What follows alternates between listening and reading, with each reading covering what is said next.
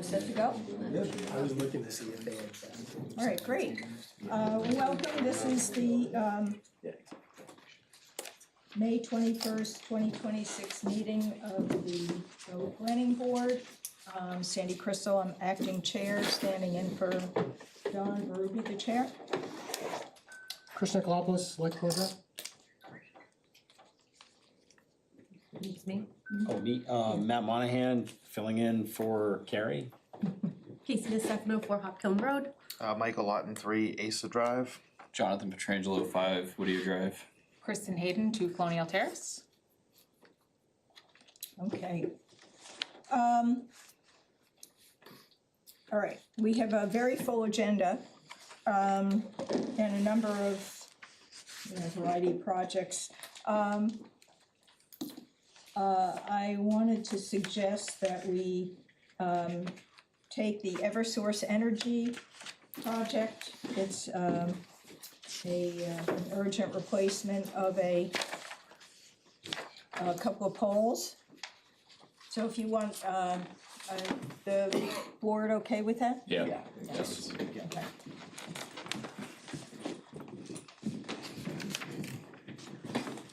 It's a way to speed up your night, huh? Yeah, exactly. Thank you so much, and we'll be quick for everybody else, as quick as possible for everybody. Appreciate the ordering. Thank you. Does anyone need plans?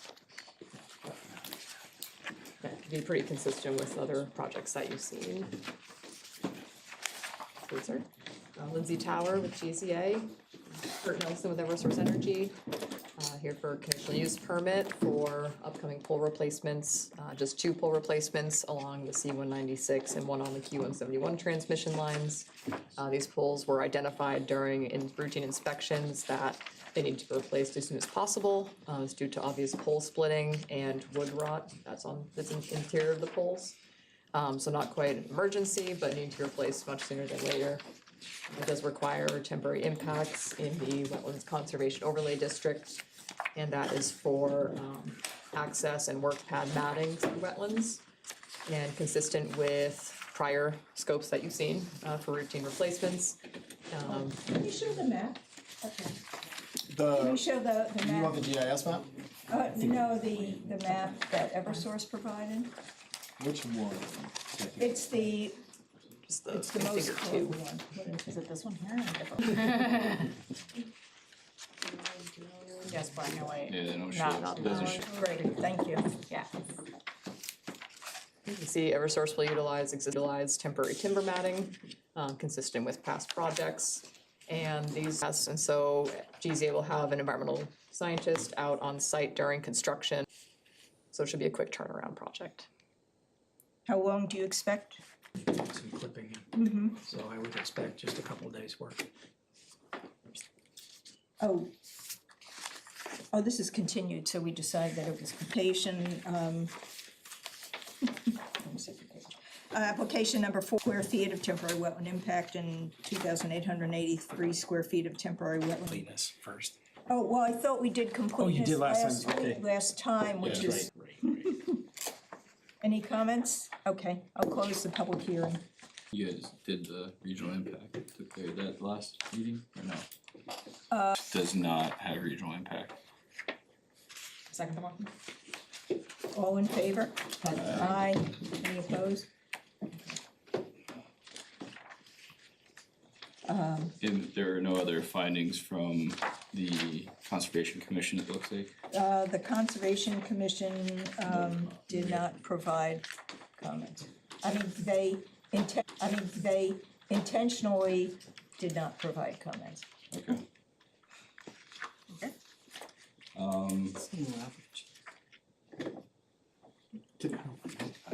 So I'm just a little confused from the staff side of things. I thought this was a new application. I didn't think this was a continued one. We have the 2 from Oreco Plaza that were continued, but this was a new application this month, from what I understand. Yeah, we haven't done. It is a new application. No, it is. It is new, okay. I'm sorry. All right, then we need a motion to I'll say that make- it's complete. I'll make a motion that 403-26 for conditional use permit is complete. Second. All those in favor? Aye. Aye. Any opposed? Okay. Just doing things a little out of order, it's cool.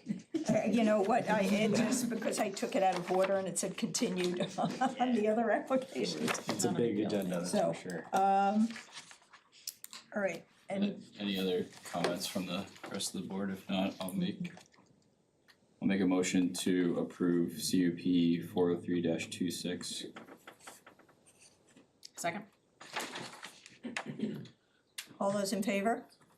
Aye. Aye. Oh, yeah, and we went through that, we have Yeah, enough I'm not regular voting. people to vote. As long as Chris does, yeah. Right, okay. Any opposed? She did. Oh, She opened and closed it. It's all out of order now. Okay, we're all set? Did you guys, I think just, Oh, go through, yes, Findings we of also fact. need to do the findings of fact, right? yeah, So, the proposed activity is to replace, infrastructure, which is necessary for, keeping up the power supply. It also, there are actions taken to minimize degradation to the wetland resources and wetland buffers. Activity also minimizes environmental impacts to abutting downstream properties and water sources. And it's in accordance with federal and state permitting, And our regulation, Our our regulations. ordinance. so I make those findings of fact. Okay, someone wanna second that? Second. All those in favor? Aye. Aye.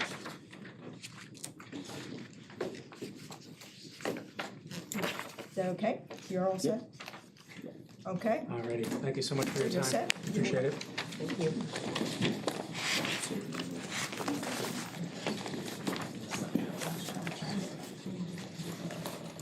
Okay, now we'll go back to the front.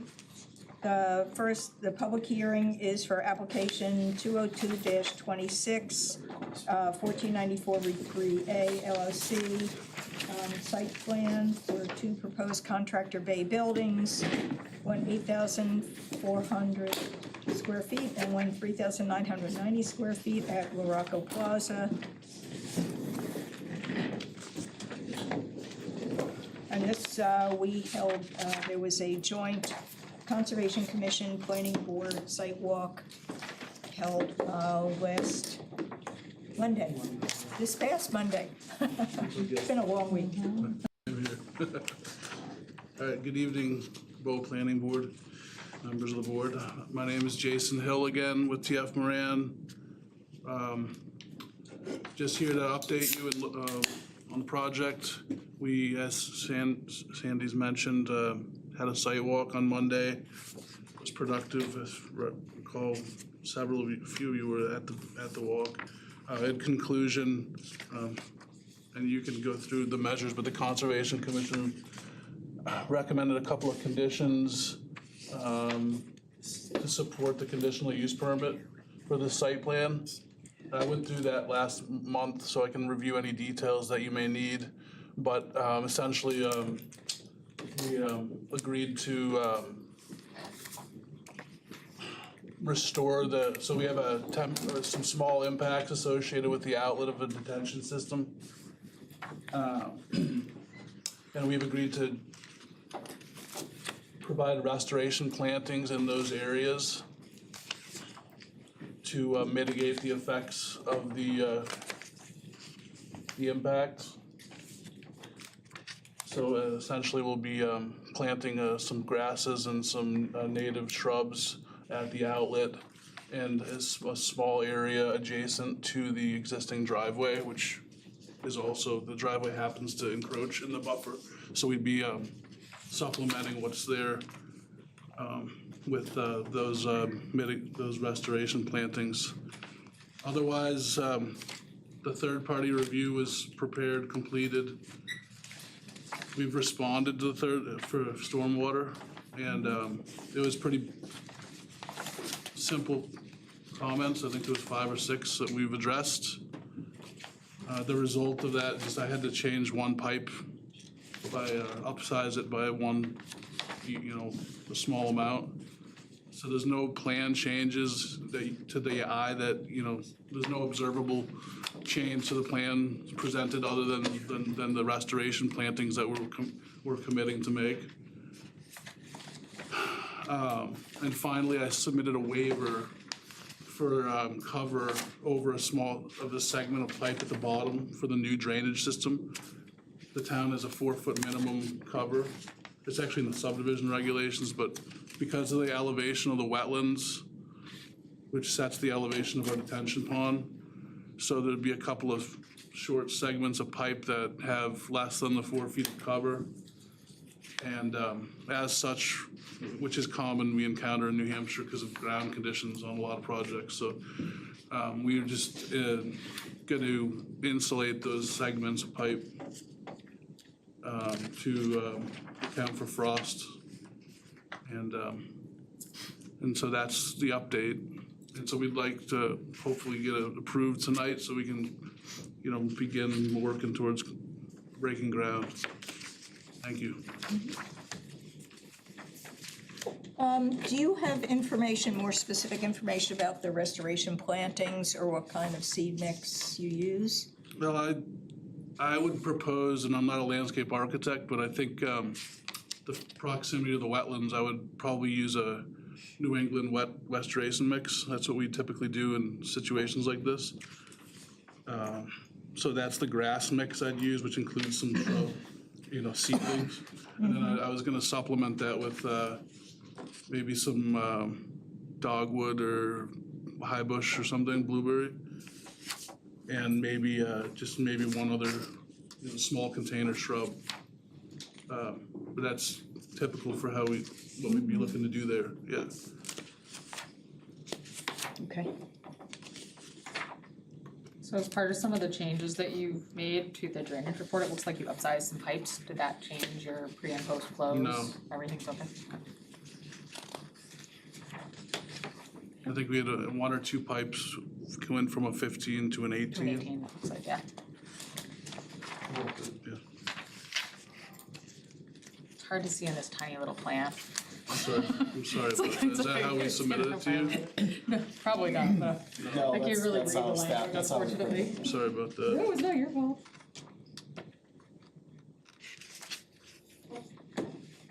Anybody else have any questions? And I think we may have had a public hearing. I got a quick one, and Jay, I know you you addressed the responses that Jeff had, so Carrie did leave me some notes on a few things. Good. And that was the one thing she had said is awaiting third-party review. Sure. So you guys received it, you did your response back. Does the board wanna have him, Jeff, take one last quick look at it? They were pretty simple. Yes, He actually has it now. He does. yeah. It's, yeah, we responded like last Friday. I got the comments maybe last Thursday. We responded last Friday. Okay. And I checked in with him last night, so I don't suspect there to be We any. could make it a condition. Yeah, absolutely. That all the Approval. comments are addressed. We have no problem with that whatsoever. Okay, perfect. Yeah, it looks, yeah, cause I think they're in your packet, everybody, and there's only there's only about 9 of them, and they look pretty straightforward, so. But, okay. Okay, well, I'll open it to the public now. So this is the 1494 Route 3A LLC, La Rocco Plaza site plan. Oh, we also have the We're doing 1 and 2 together. CUP, right, that's what I was thinking, maybe we should, although Jason addressed some of the wetland CUP. You could do both of them together, but just make sure you do the findings of fact as well, so that they track separately with each.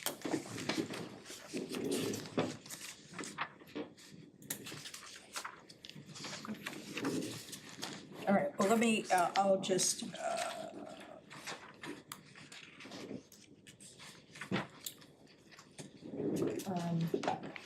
open the public hearing for the site plan application for this project.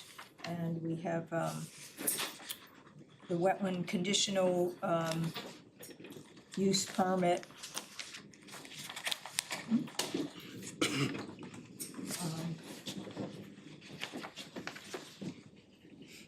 As well for, I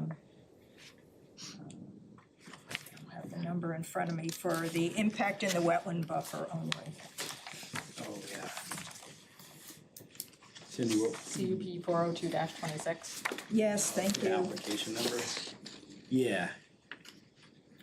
Yeah, the site plan was 20226 and the CUP was 40226. 40226, right. So does anybody have any? No comments from the public? Okay, I'll close the public hearing. So there's two waiver requests, am I correct? One for the parking and one for the connection with the proposed improvements for section 7.02.b drainage. That's the depth to the pipe, is that, or is that just? It's the storm drains, culverts, catch basins, the sewer pipes. It's the very last thing in the 202-2 site plan review. It's the last page in that packet.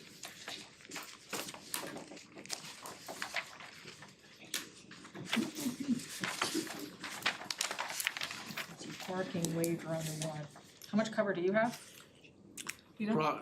3 feet approximately, maybe just under, and as it transitions from 4+ to, so roughly 3 feet.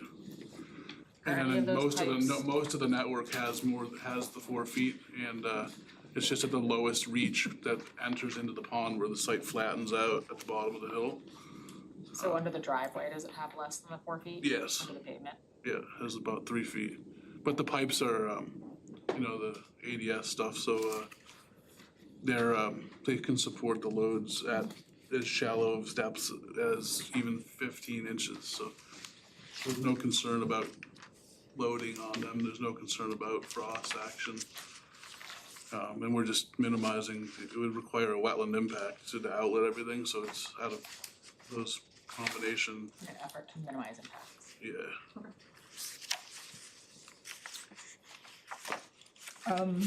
And where, I know you gave me the packet that, does it have the Conservation Commission comments in it? Oh, So yeah, this special page I Yeah. printed out, This one here? It's a separate. essentially what Oh, was taken out okay. of the minutes for Okay. your meeting. All right, thank you. Yes, the That was the condition for requiring the restoration and the vegetation. revegetation of impacts and reduction or elimination of maintained lawn areas. Lawn areas within the wetland buffer, so that's the area adjacent to the driveway. Is there anything added for the removal of the invasive species plants? We'll add a note to the plan. I haven't updated the plan to include the final restoration plantings that I'll submit to Carrie, but I'll have a note that show that what we looked at in the field, Yeah. that has to be, any invasives that are encountered shall be removed and disposed of properly. So we will definitely do that, Yeah, what was it? It was mostly bittersweet. yeah. Was it all bittersweet along the ground too? And the olive, wasn't there the olive? Autumn olive, yes, yeah, autumn olive. That's all I remember.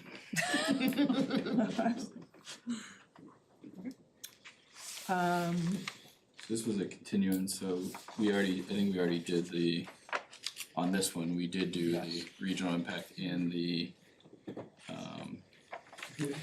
complete, For both applications. yes. And And just then we really, did the site walk, that's what, That's we the didn't. site walk post, well, you guys did the site walk. and it would just, Right. and No regional impact, right, okay. And I would just add, when somebody makes a motion, just make sure, just cite the conditions, the new ones that were added to it after the findings of fact.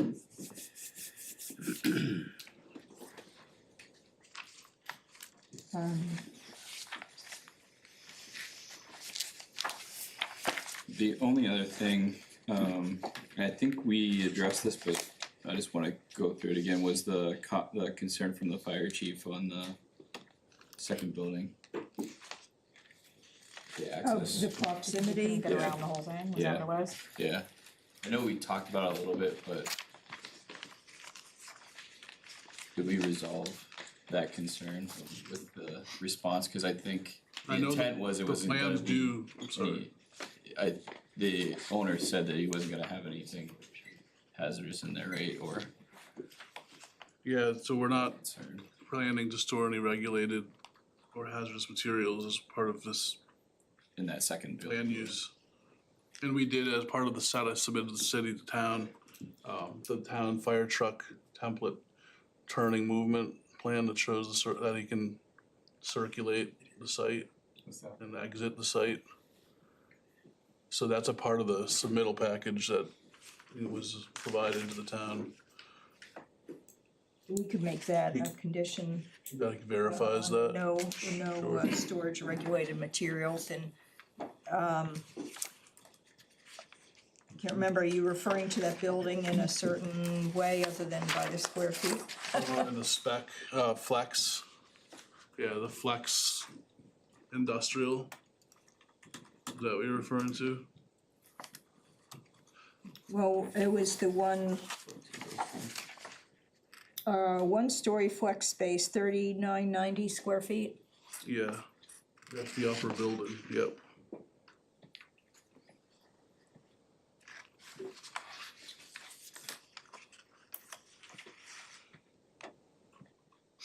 Okay, we would need to, so there are the two waivers, Two waivers. it's the parking. I've got 3 conditions with the added note of removal of invasive plant species. Am I missing anything there? So the 3 conditions that I have would be the condition for the restoration and revegetation of the temporary impacts. Then the reduction or elimination of the maintained lawn areas in the wetland buffer. The second condition would be final review of our third-party engineer of the responses. And the third condition would be the no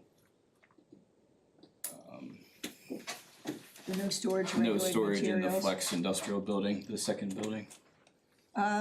Yeah, I would say that could be as in, potentially in quantities of larger than like 100-gallon containers or whatever's the overriding zoning cutoff. Okay, cause if he has a small like oil, someone to have a small oil, that you buy, from Lowe's for like a lawnmower or something like that, could be considered hazardous. I think that should be specified that has to be large yeah, quantities. I'd prefer. Yeah, we have, our aquifer protection ordinance has Yeah. quantities and, Okay. I can't remember. Is this an aquifer protection district? Yeah, the line cuts kind of through the site. I don't think we're actually developing in the district, but I think it's The building itself isn't on, but the site the woods, has yeah. portions. Oh, okay. I guess we're generally okay with that condition about hazardous materials not being stored inside the building. Jay, do you think 5 gallons would be appropriate? For some reason, that pops into my head. Right, Or could you say like? Yeah, I mean, I'm anything not really a larger huge than fan of them storing stuff, but yeah, somebody might have like a lawnmower gas can or diesel. Just incidental product that they Yeah, I use guess for that would be their incidental, business. but like no bulk store, like 55 Yes. gallon drums or something like that. Yeah, that's what I'm getting at, that's all, bulk storage. Bulk storage. There won't be enough fuel load there to, that small quantity, not enough fuel load to really make a difference. Start talking that little quantity. Okay. oh, yeah, let me just.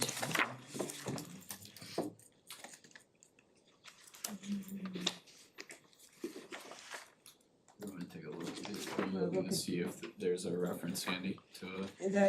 The aquifer protection. Yeah, I'm trying to grab it so I can just do a word search. Surface flood plain.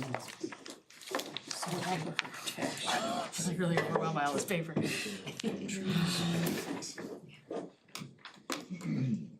5 gallons, well, they talk about regulated substances, and 5 gallons or more must be, stored in a certain way.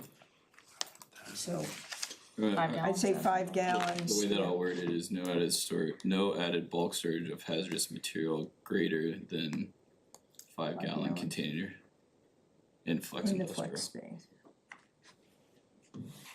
Okay. That should be fine. Then I guess also with the seed mix, if we can kind of specify that New England restoration mix. Yes, yep, Sometimes we've had folks come in and switch it up, suggest other mixes that have sure, non-native stuff in them. absolutely.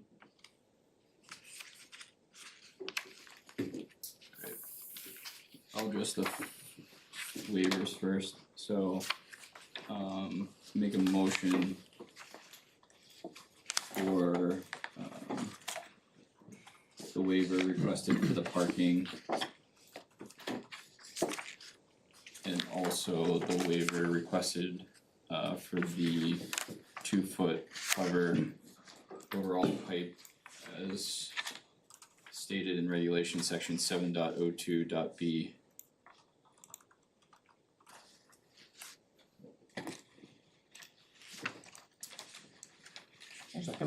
Sure, thank you. Yeah, I'll second that. I was reading. All those in favor? of the Aye. waivers? Aye. Any opposed? Okay. Do you wanna do the next one too? Yep. Since you already went through them all in your head once, you already had it down once. So, we're gonna do both of them together with the conditional use as well. Sure. Alright. So, for, application 202-26 and the associated conditional use permit 402-26, make a motion to approve based on the following conditions. The first being the final review by our third-party engineer of the responses. The second condition regarding no added bulk storage of hazardous materials greater than 5 gallon containers in the flex industrial building. The third condition being the requiring of restoration and revegetation of the temporary impacts and the reduction or elimination of maintained lawn areas within the wetland buffer utilizing New England restoration mix.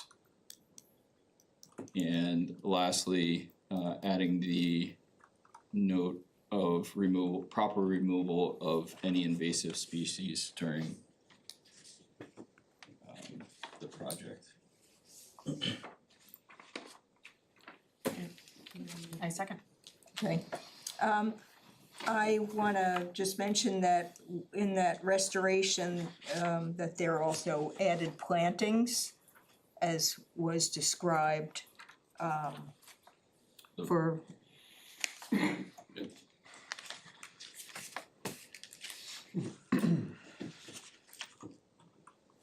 Blueberry and the boxwood, is it the? excuse me? Was it the blueberry and the, It was blueberry, dogwood and Dogwood. and I think you were thinking that there's probably a third one or something there as well. Oh, yeah, All right. I second, still. Okay, yeah, all those in favor of the conditions, say aye. Aye. Any opposed? Okay. And then we'll do the approval. findings of fact? Well, so were you doing the approval with with those conditions? Yes. Yeah, Okay, yeah, that's the way that I worded it. okay.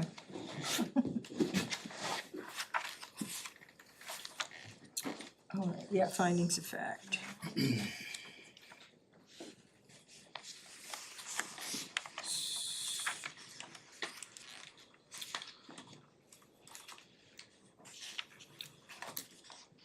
So, with respect to the waivers, I'd say the findings of fact is that, due to the site constraints and the seasonal high groundwater table and the adjacent wetland elevations, that the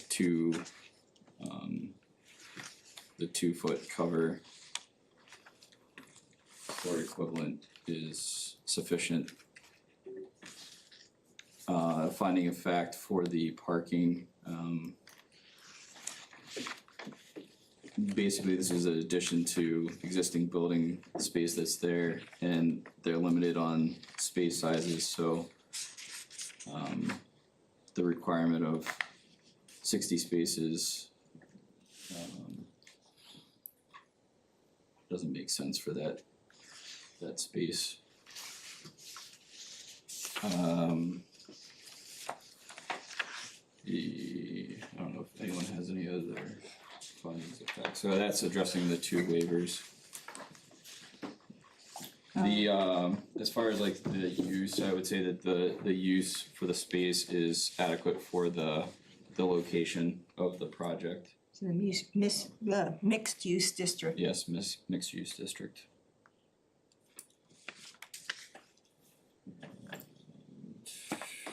Am I missing anything?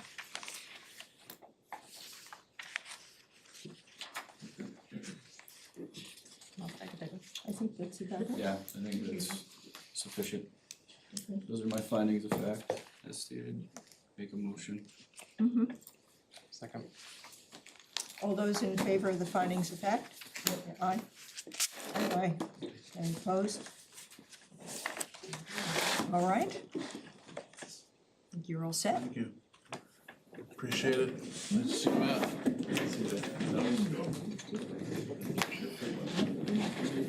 No, yeah. No, I'm a note taker, so. You're thorough, I love it. Maybe you can do it. There, he's next. Okay. Next on the agenda, application number 502-26, Timothy Paulson. Proposed lot line adjustment, location 68 and 76 Woodhill Road. Zone Borough. Hi, welcome.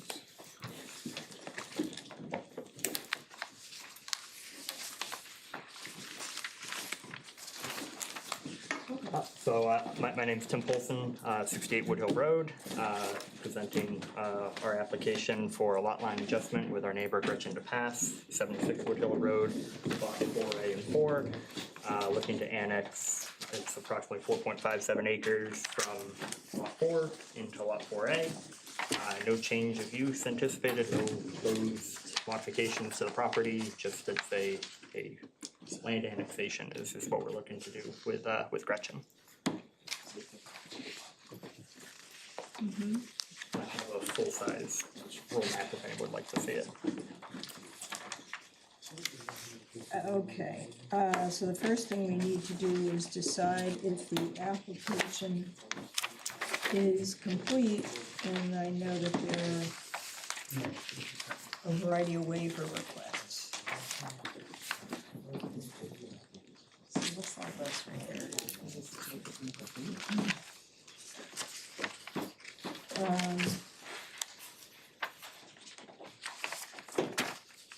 So were any additional waivers submitted, Matt, or? Because I see that there are 2 on the subdivision checklist requirements. Well,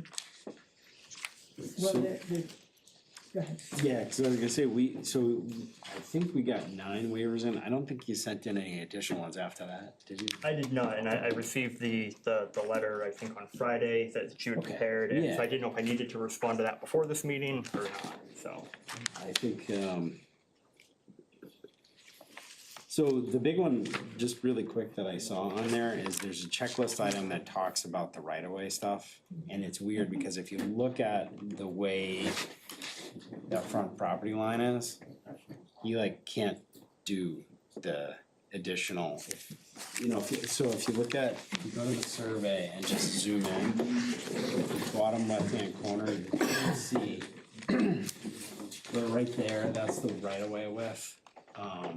And you can kind of see where it's about 100 feet wide where it says variable width to the left, but then it gets into here. And you, at first glance, like, okay, maybe that does require the land donation to the town.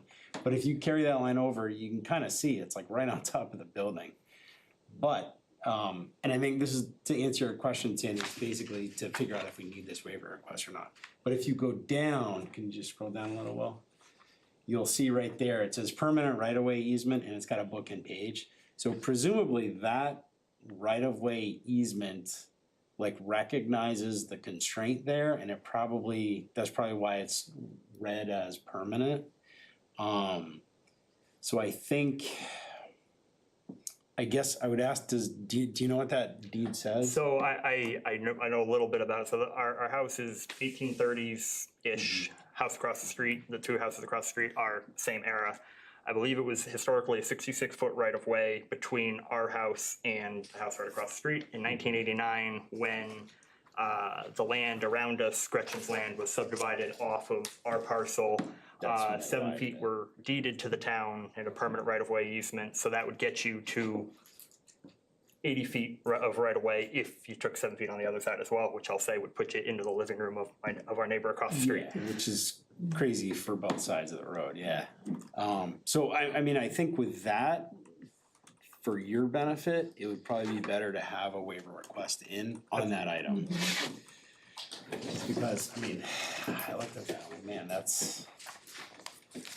I'll be honest, it didn't occur to me to need to put in a waiver request for that, but I agree, if that's needed, I certainly. Yeah.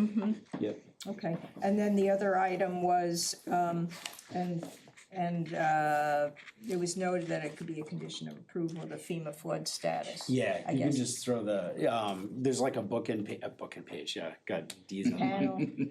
A map and a panel, yeah, thank you. That the FEMA maps will tell you Yes. whatever. Yep, Yeah. I spoke with our surveyor and we can get that added, that's not a problem. It's like on top of the hill, right? But, No, it's yeah, not. it's not, I can tell you we're not in the flood zone, but regardless, we can certainly add that note to the plan. And I think there were 4 other notes on the next page as well, as far as checklist requirements. Let's see what we got here. Do not receive a copy of the second document indicating the lots will be flagged for inspection. That's a checklist item, and what that used to be, like, so I've been at the planning commission 20 years, and Bill Clubbin, taking a name out of the past. He used to have, you know, like literally a separate sheet saying, we will flag it for inspection. That's like what's stuck in my head from Bill Clubbin time. So, I mean, honestly, it's a question, do you guys really need it? Completeness is all about, is there enough information to make an informed decision? So, I mean, Yeah, I think that, it's probably not a big deal, for that one. Now, if he was doing like a big huge site plan and you need to see where the layout of the corners of the building are in relation, that's a different story. But we're talking about a lot line adjustment here, so probably not. and adding more land to the lot that's kind of restricted. Right, right. Yep. All right. Data listing, Yeah, that's just the stats about the lot and stuff, that can easily be a condition. So, and just to clarify that, I guess when I looked up that specific section, that I thought that talked about listing the abutters, which, or is that so I wasn't sure what needed to be included, because all the immediate abutters to both parcels are included. We do include a lot area table. And then I do have a waiver in for some of the other criteria that's typically in that lot data table, as far as slopes greater than 25%. So obviously there's a waiver in for that, so if the waiver's not approved, then obviously that would need to be needed, but. Yeah, let me just cross-reference what you got there really quick, just to double check. So that is the data listing 38. So, yeah, so it's got area of land subdivided, number of lots.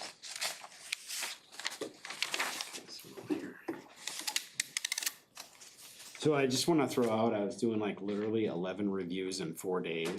Oh, yeah. So I could have missed something. All good, all good. So let me see, so, area of land subdivided, yep, so you got acres, you got square footage, it looks like, do you? Yeah. Right. Yeah. No, it's just acres. Scooch over that way and just blow up there's like Yeah, it's just Yeah, acres. right there. It's just acres, yeah. It's what, before and after the adjustment between the two parcels. yeah, yep. Yeah, you got your abutters around around the lot, the number of lots, you're creating 0.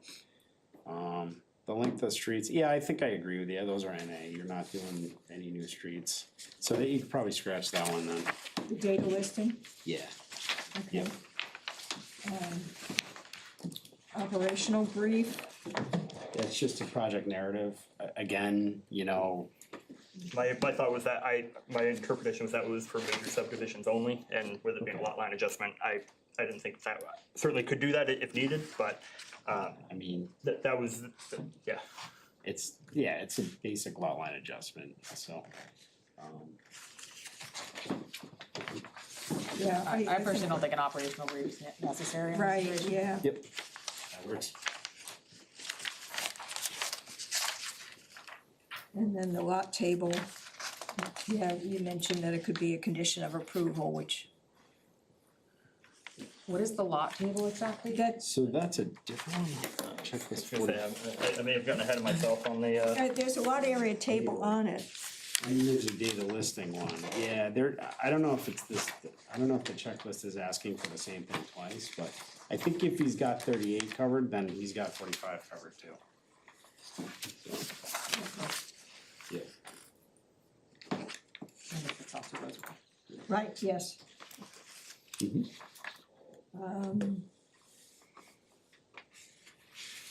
And then my last question is, you had talked about it being flagged for inspection. What kind of inspection is that exactly? What that used to be was like, there would be like the flags, like subdivisions, like, you know, 4 more or whatever. They typically drop the flags at the corners, like literally a Okay. stake with a flag. Corners of buildings on site plans would be done, or, you know, parking areas. Way bigger than what he's doing. Are there bounds out there today? yeah, so the bounds, the bounds around the existing properties are flagged. Okay. The iron rods for the new lot line have not been set yet, because we don't Right. want to get ahead of Pending anything. approval. Yes, exactly. So as far as the new lot line, that is not currently flagged. I can tell you, there's a old logging road on the right side of the property that follows the That's stone wall. what that long piece is. Yes, and then basically it comes to the tree line, and then her horse paddock, there's that weird curve you can see in it, that's 8-foot offset from the horse paddock. So if you get approval tonight, you anticipate that you would be going out and setting bounds for that? Yes, So not that could tonight, be, but yes. yeah, but if you get the approval this evening, that would be, That would we be can make that a That's condition a of condition, approval, oh, right? sure, yeah. So, okay. I mean, they don't set bounds for other subdivisions before it's approved. You gotta go out there. Come on, get on it. Okay, I think, so with that flagging requirement, I think the intent, at least from Kerry, was that it was for, if you guys decided to do a site walk. Yeah. You would see the That's flags in when, place. yeah, that's exactly when. Okay, thank you. Yep. Oh, yeah, we've often asked that during Like, why the is it meeting there? when the site walk is scheduled. Actually, you know what, for instance, do you remember, last time I was filling in, there was I can't remember what the name of the site was, but they had to go under the bridge, like the I-93 bridge, and it was off to the left. Yeah. And we did a site walk, and they literally had the thing like flagged out. Who was the surveyor? Was that the That must be Amber down the Bow? road, yeah. I'm thinking Amber Bow.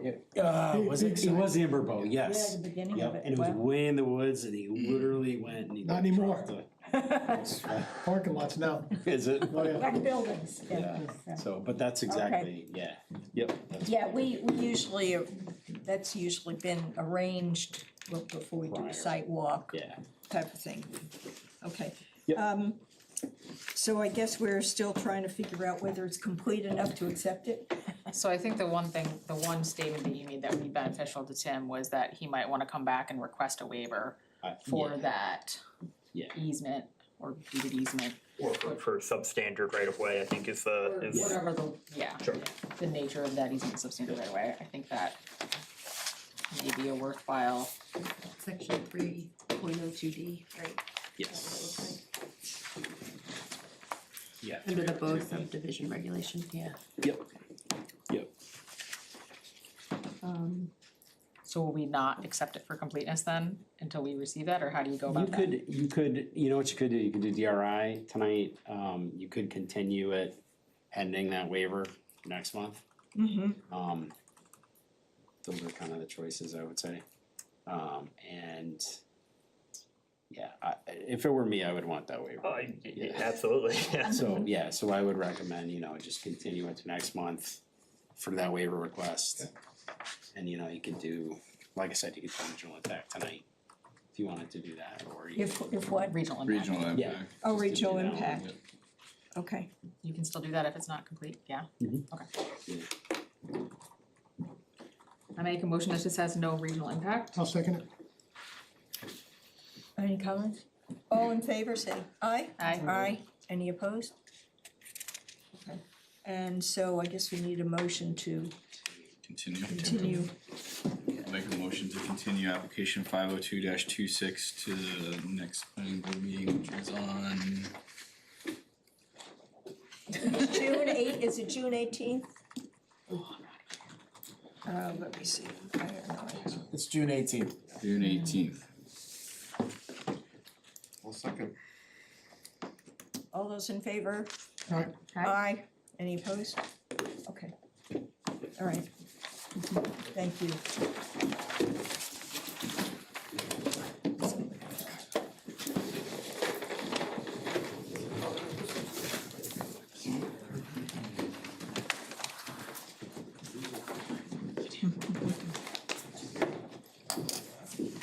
Okay, next application is application number 503-25, J.E. Belanger Land Surveying, PLLC, proposed lot line adjustment, location 163 Hooksett Turnpike, map 2, block 4, lot 21. Jump over these other ones. You jumped over it. 50426, the conditional use permit. So we're not planning, I think it's this. That's mine also, isn't it? Yeah, I think so. Oh, the 4 and 5, oh, okay, it's 503-25, and there are two. Oh, okay, it's for the same thing, okay, It's sorry. the same property, there's a, it's a lot line adjustment and a wetland CUP. Okay. So there's two Sorry. together. No, that's fine. I got full-size plans, you guys want them, or? If you have them, I'll take it. Yeah, I'd rather not have to split. Thank you. I might get stuck we splitting. can pass them around here.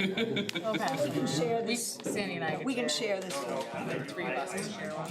Yeah, Mike can share. No, that's okay. Now we're covered. Look at this. You came prepared, sir. Well, you have because it's such a small thing, you never see it. Yeah, also, it's in that corner. It's much easier to sit over there.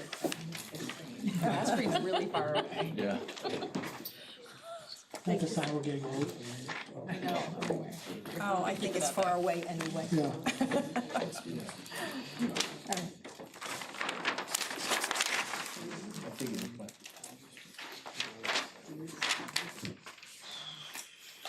All right, you wanna, Here we go, jump in. Thank you for having us. My name is Jacques Belanger, I'm the surveyor that prepared this. The owner's my son Taylor Belanger. What we have is we're doing a lot line adjustment with the town of Bow. Taylor owns a lot in Hopkinton that at one point incorporated the lot 21 in Bow, New Hampshire. Our previous owner let it go for back taxes. Taylor had bought the property, and we've met with the selectmen and dealt with them, come up with an arrangement. to buy a portion of the land. The reason that portion's important is his septic system's on it, when it was the previous owner, the backyard is part of it. So it's kind of part of the lot. The selectmen didn't want to part with the whole thing, so we got the lot line adjustment. So there is one thing that's different between the plans, a couple of things, between the plans I've given you and what's up on the screen. After we prepared this plan, the town had done a voluntary merger, and we had talked about it, and I kind of totally slipped my mind on it. It's that rectangular lot identified as 2420. The town merged the two of those together into 21. I believe they did that because the lot line adjustment would have created a lot without any frontage for lot 21. So they're both town lots, just merged them together. The paved turnaround for the end of the maintenance part of Hooksett Turnpike that Bo takes care of is on that track. We did do a site walk, last week, last Thursday, the Conservation Commission to go over the CUP application. I also mislabeled the setback buffer, the 50-foot, it's actually a 75-foot. So that pretty much encumbers everything that Taylor was getting is gonna be inside that CUP, that buffer, because of 75-foot. Even the point that goes out, one side overlaps with the other, so pretty much the entire thing is encapsulated by the buffer. I met with the Conservation Commission on Monday, I think it was Monday, and talked about the application. And they came with the agreement that there's a chicken coop, a climbing structure, and a small shed. And because the small shed was as close as it was to the wetlands, they'd like to see that removed, so we agreed to remove the shed. And also, because everything is pretty much lawn and everything is encumbered by buffer, instead of putting the placards up at the buffer, we'd be actually mounting them on metal fence posts at the wetland flag locations. So a little more durable than just the placards nailed on a tree. We've got proposing 5 bounds to be set around it, and I think that's about it. That's the entire thing. All right, well,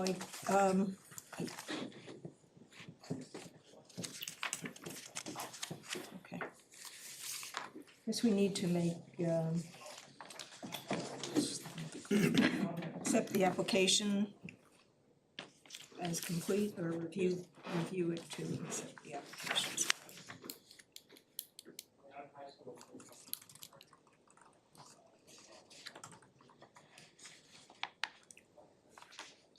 I'll make a motion to accept application 503-25 as complete.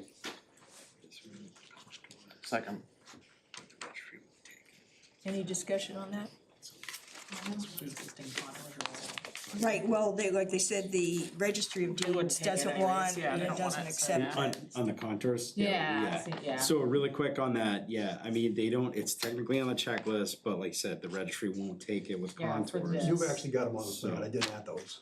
The Oh, you do, contours- you're right, Yeah. you did. Oh my gosh, look at that, Oh there my we go. gosh, you're right, I was Thanks, looking. Jacques, you nailed it, so we're good. There was They a were question right. about the well as also, the well was missing. It actually wasn't, it's in front of the garage, it's actually in the right of way.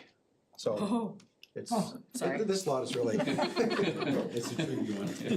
there's a lot jammed into this. it's an interesting conundrum.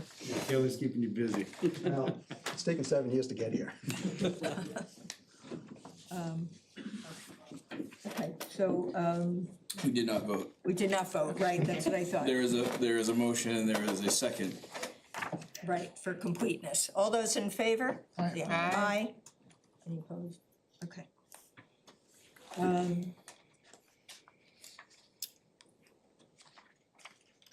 One of the, I know what the Conservation Commission had suggested, but I think that given that normally in a new situation, there'd be a 75-foot buffer, that it would be good to establish some buffer in at least some of the areas that you have a little more room. And so I was thinking, the line that's, the back line that's parallel to the road, like, opposite the leach field. Sure, that There. 146. And, you know, you could not worry about the buffer at that corner, which is kind of narrow. I mean, I agree with moving the shed and, as mentioned, but then pick up and do, as you go around beyond the curve, put, reestablish a buffer, and I think you showed extent of lawn at the back. So there is existing buffer. Well, it overlaps. The 75 would overlap from one side to the other. There's just not enough dry land. Right, but you can mark the buffer at the edge of the lawn, right? You would just want to put placards there? I mean, they wouldn't be to 75 foot. Right, it's less than 75 feet, yeah, I'm not looking to All right. get 75 So feet. throw a couple placards around. I would just say, especially, you know, because that area is not developed, I think Okay. that would be marked. You know, the other thing is that we talk to you as the landowner now, but our decision carries on Yep. to subsequent landowners. So I'm thinking of, okay, so the next person that gets that purchases that land or whatever, you know, what are they gonna see or understand sort of goes with it. So, and with some of that buffer area, I wasn't thinking of 75 feet, I was Okay. thinking of, you I know, was just thinking the 75 would 10 overlap. feet, 15 feet, I mean, I'm not sure how much you can do in those areas, the area opposite the leach field, obviously, we don't wanna get into the grading of the leach field and stuff, just, So it's at our discretion? well, I guess maybe gotta give we us should, direction. maybe, you know, do you have, a thought about a distance that, Right now, it's kind of long. He has cut some of the pines back that kind of grew up more wispy, and we talked about that when we were on the site. Pile those up. and I'm thinking more about shrub type of things than, because I know you had talked about cutting trees, and my thought is, well, if you cut trees, there should be some good vegetative cover, and so shrubs would be fine. You probably move them from elsewhere. I would just let it go, do its thing. once you Well, plant you the could trees. let it go natural, I mean, the other thing is, just not mow, but it would be good to mark the area. All right, well, what I could do is I could put some out there. We'll set the bounds, we'll throw some placards up. We'll show you where they are on the plan, I guess, then you can decide if that's gonna be adequate. And if you want a few more, we'll go put a couple more on. Well, I think it's also the distance, not just the number of plants. Yeah, but I mean the range, separation.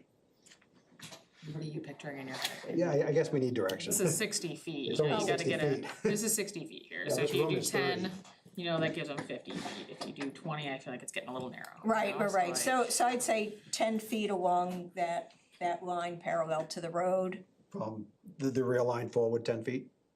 I'm sorry? From the Yes. rear line forward 10 feet? Okay, sure.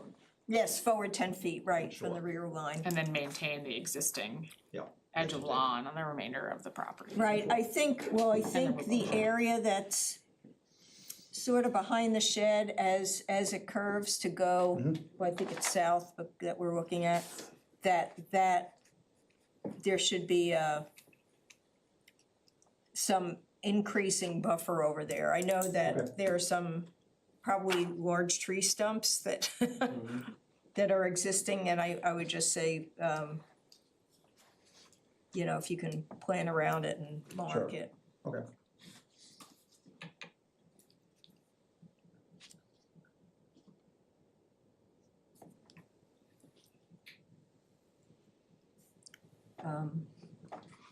Anything else from anybody? I know, I see one of the checklist items is the FEMA floodplain. I've added that. I've added a note. It's kind of a floodplain. Everything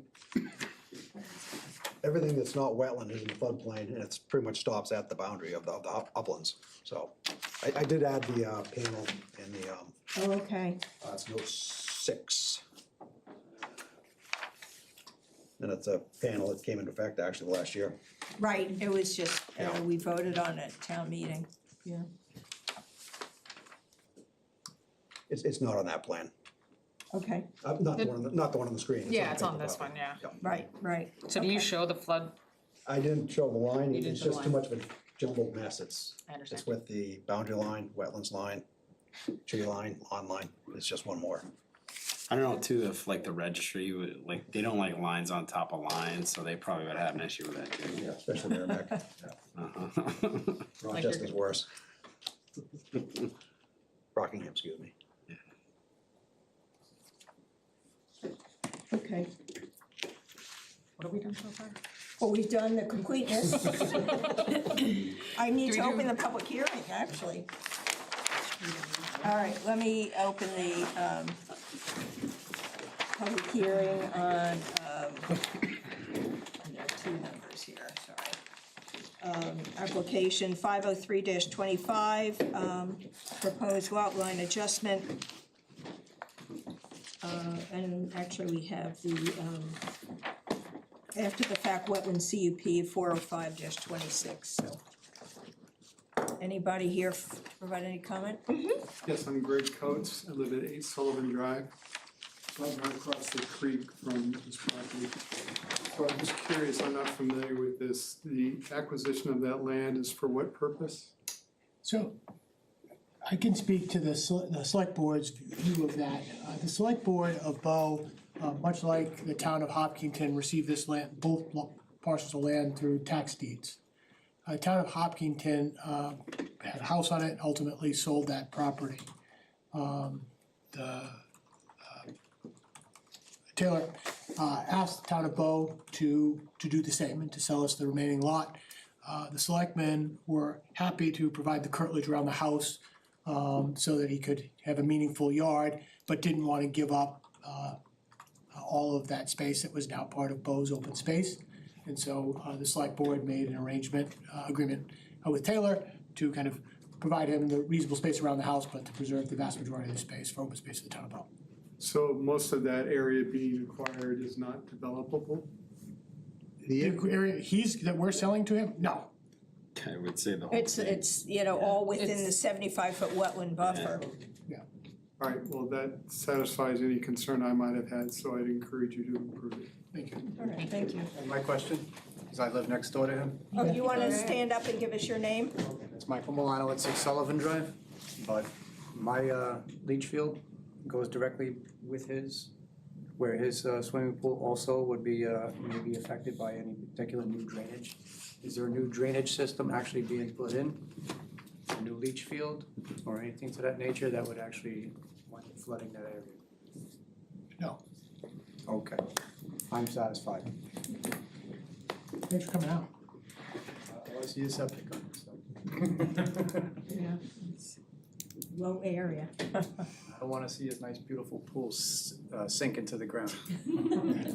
All right, any more comments? Just, It's gonna close the public hearing.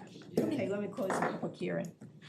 Okay, Matt. so I was just gonna ask about the Hopkinton side of things. Have you guys, I guess you've talked to Karen quite a bit about this. Yep. It's been going on like 7 years. So, yeah, her and I have been in touch quite a bit on it throughout the years. I guess, do you talk to them about going to a public hearing, or? She's well aware of it. I don't know if they We've started. I don't know if we have to go to the planning board or not. I think you might. I think there's an informational thing, probably just to keep them on top of it. I think there's supposed to be a note on here too, that the lot won't be developed or anything. Speaking of the registry, yep. Yeah, plus we're also on the town line with Bo, Hopkinton. But just as clarification, town of Hopkinton never took it for taxes. I'm sorry, I misunderstood. No, They kind of dropped the taxes to 0 and let the lady ride it out. Oh, the So previous owner. she had it, there was a ton of liens on it, so I bought it technically from the banks. I apologize for misstating that. No, that's fine. You'd think they would have. Yeah. Tax-free, huh? Okay.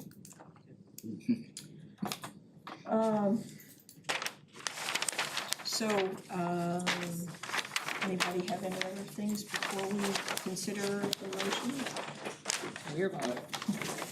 Also make a motion that application 503-25 does not have regional impact, because I'm pretty sure we have to do that. But they do need to go potentially see Hopkinton, right, because it has. So does it have impact? Yeah, I I think mean, it There's a does. conditional to that. So if, if Hopkinton, so all regional impact results in is really another month, right? So you would get feedback from the town. And I would think if you guys were already getting on the agenda with those guys and talking to them, I mean, it's all about facilitating communication, like it doesn't actually cause. No, we're not doing anything that's gonna be a traffic issue or Yeah, and yeah, drainage. and I think it could be reasonable to say, as long as you guys are getting on the agenda, talking to them and getting them to review and you could deal with that in a condition, right? That you go before the Hopkinton Planning Board and address that. So you can say Nothing there's no changes, regional impact. other than ownership. Yeah. That's one of the recommended conditionals, right, is approval from Hopkinton Planning Board. yeah, so Yeah, yeah. I will make the motion that 503-25 does not have regional impact so long as we add the condition of having communication with Hopkinton. I'll second that. All those in favor? Aye. Any opposed?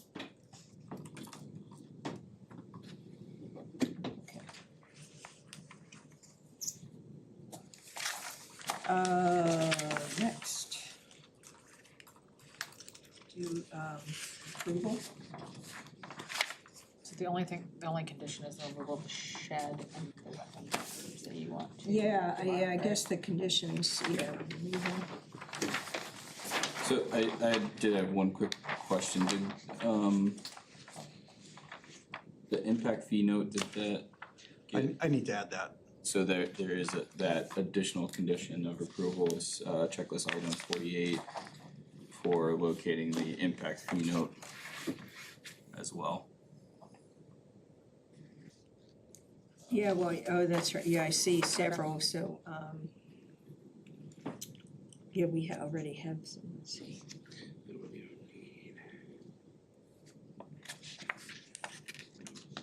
So we all set on the checklist items, I think, Yeah, okay. I mean, that well location, but he said it's in that, It's in front of the garage. yeah, it's right in the driveway, so, and it's on there now, so. There's just one here. Okay, the FEMA map and foot panel is referenced.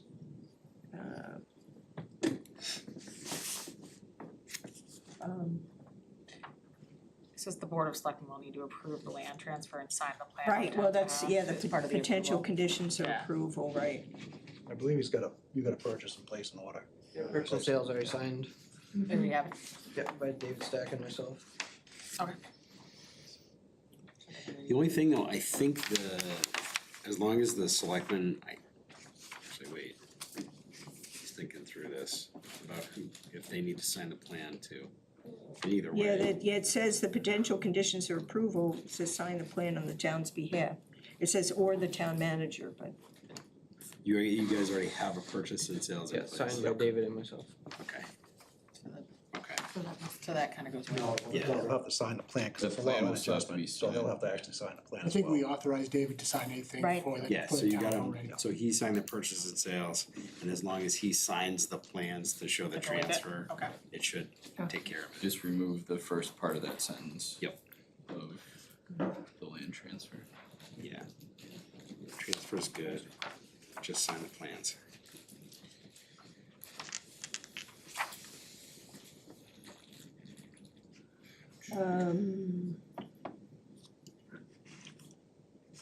the only other thing I'm trying to figure out is how to describe the buffer. Were we not doing that at the edge of lawn, or did that get moved? Well, in some Place- areas, we're placing. adding some additional buffer where there's more space. I think you just say I would say along placing a the eastern. placard along the edge of, that would be the westbound, I think it's the southeast. or southeast bound? the way that, it's Yeah, kind of upside down. It's upside down. Okay. So the southeast bound, wrapping around the edge of the property where the existing shed is, and then along the edge of the lawn. Right, but we had decided on like the 10-foot buffer in the one place, but Yeah. around the corner, it wouldn't be 10 feet because it's pretty narrow there. Yeah, is that not what I just said? So a though? 10-foot buffer 10-foot would buffer be, along that edge. And then along where the shed, the existing shed is, it's gonna be removed. And then along the back edge of And the then- lawn. Kind of So do you want reestablish, the 10 feet, you don't want the 10 feet here too, right? no, Yeah, it's just here. So you would have it for 146 10 point foot up, oh yeah. four, a 10-foot offset Offset for for the that one. 146 Then point it oh 4 sweeps around where feet. the old shed was, kind of And along the then- tree line, as close as we can to that tree line is kind of what I was I just know thinking. how to describe, I just don't know how Yeah, to just describe where the trying shed is. The rest is pretty straightforward though. So, all right. nobody wants to do this one, sorry guys. So I make a motion to approve the application, am I looking at the right one? Yes. 50325 and what's the CUP number? 405-26. 405-26, with the following conditions, that the impact fee note be added to the plans, that the wetland buffer be reestablished from the southeast bound of the property and 10 feet in front of the back property line for 146.04 feet. And for the remaining of the property, that the buffer placards will be placed along the edge of the lawn. Also that the shed will be removed. There's another one too, wasn't there? Yeah, the signing of the signing, yep. plan. And that the plan will be signed by the town manager on behalf of the town. And professional stamps and signatures on the final plan. And professional stamps and signatures on the final plan. And do we have approval by the Hopkinton Planning Board? Oh, and approval of the from the Hopkinton Planning Board. There you go. Second. Thank you. All those in favor? Aye. Any opposed? Thank you. Now we need to do findings of fact. Oh. Almost there, almost there. Well, effort for, half an acre. Well, you've been doing it for 7 years, right? So, come on. All right,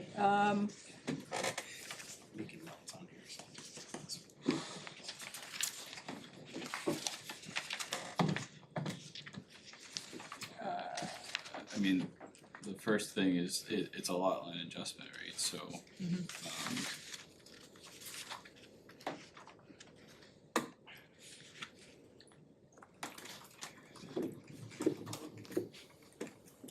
or do we want to say to address some pre-existing conditions? Lot line addition, based on pre-existing conditions. Yeah. That no additional development is anticipated. That the wetland buffers will be reestablished as stated. Sounds good. Second. All those in favor, findings of fact? Aye. Any opposed? Okay. Thank you, appreciate it. Congratulations, welcome to the swamp. Welcome to the swamp.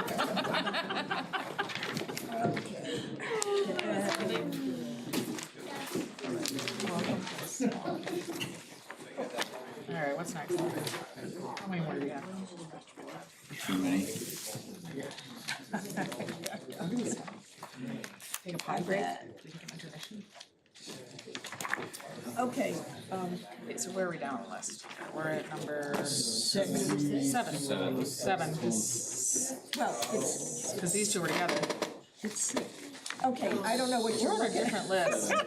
I'm looking at the looking real at- agenda. Oh, there's an actual, I don't even know where that is, I'm not gonna lie. 20626? What's that? Behind. 206-26. Turn it. Yes.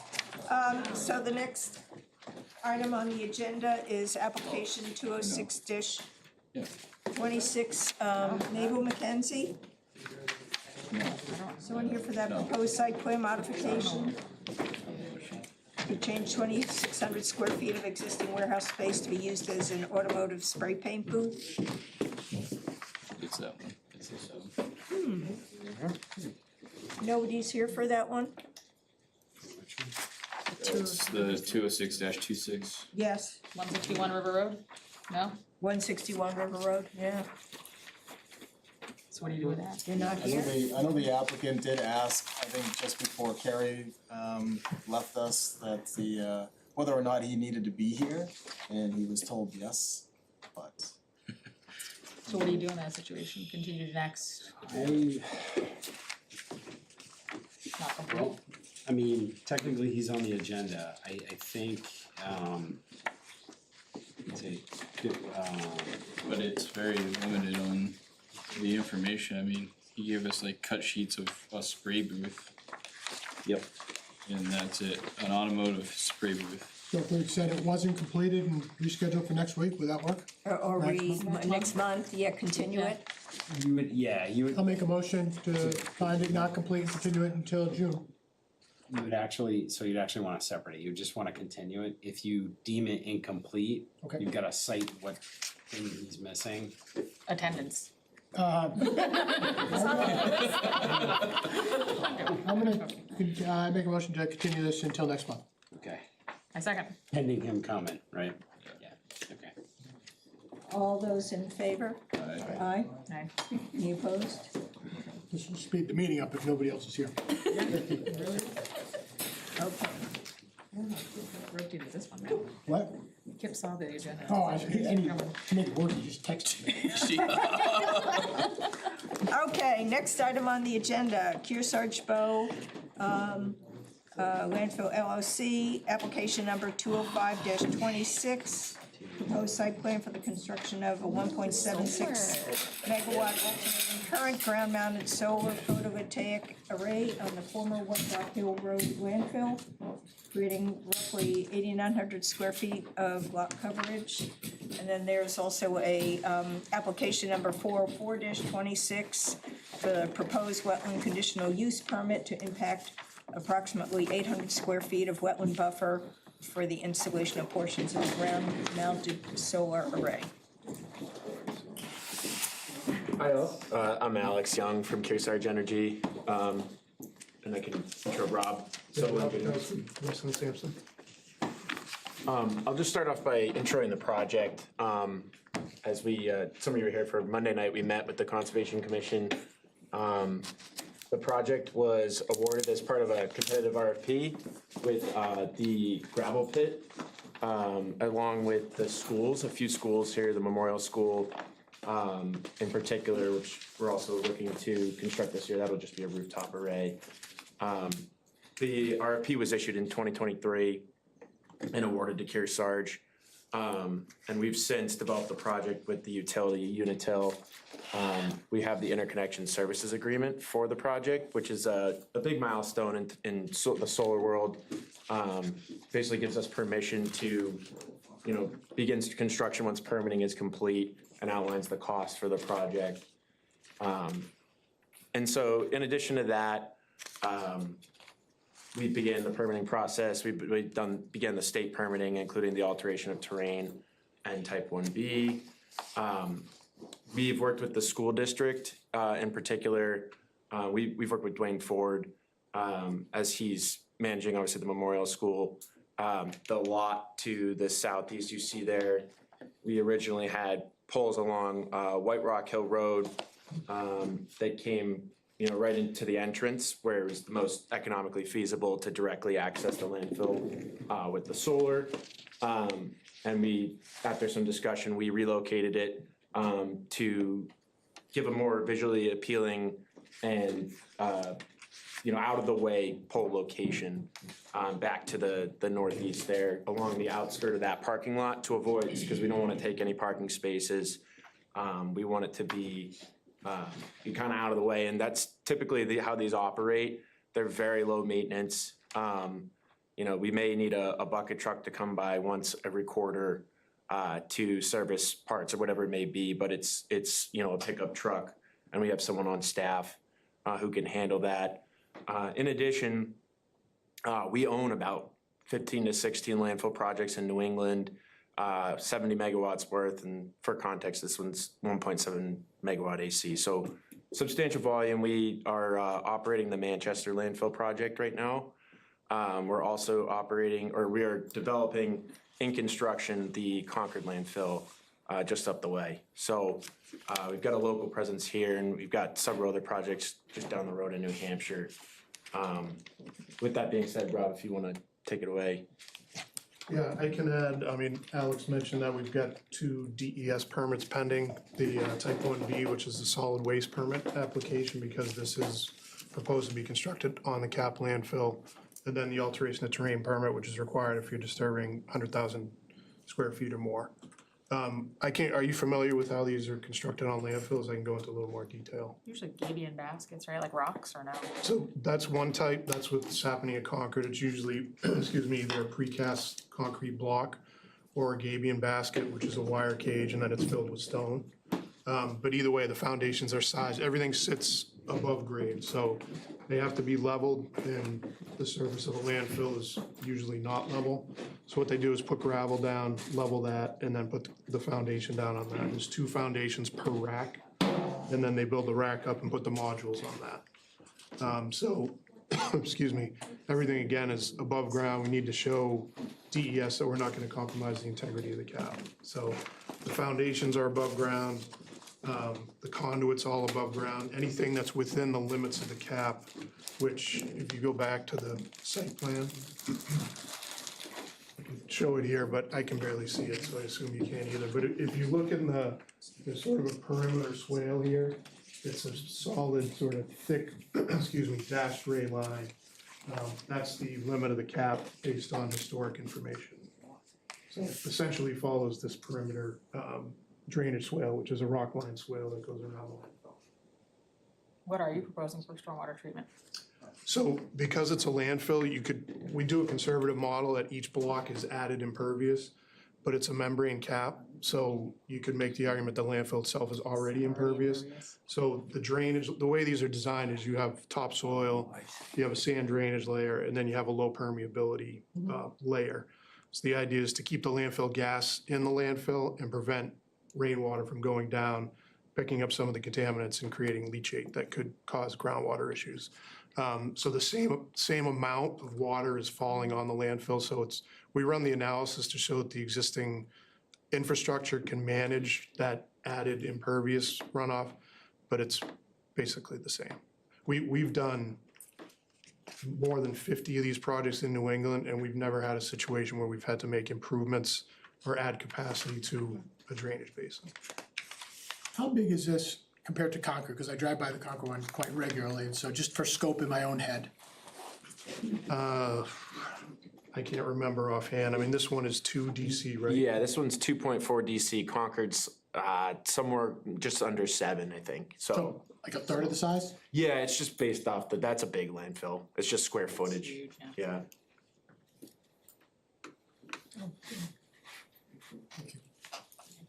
And I would also add, we've worked with the town's council, Eric Mayer. We have an executed lease with the town, which will outline decommissioning and all those aspects of the project. And this was brought to town vote and approved? Correct. I believe it was 2024 or 2025. I'll double check that, but I was at that meeting. 3 meetings ago, 2 years. Yeah. 2 years and a couple months. Yep, was approved along with the gravel pit in Warren School.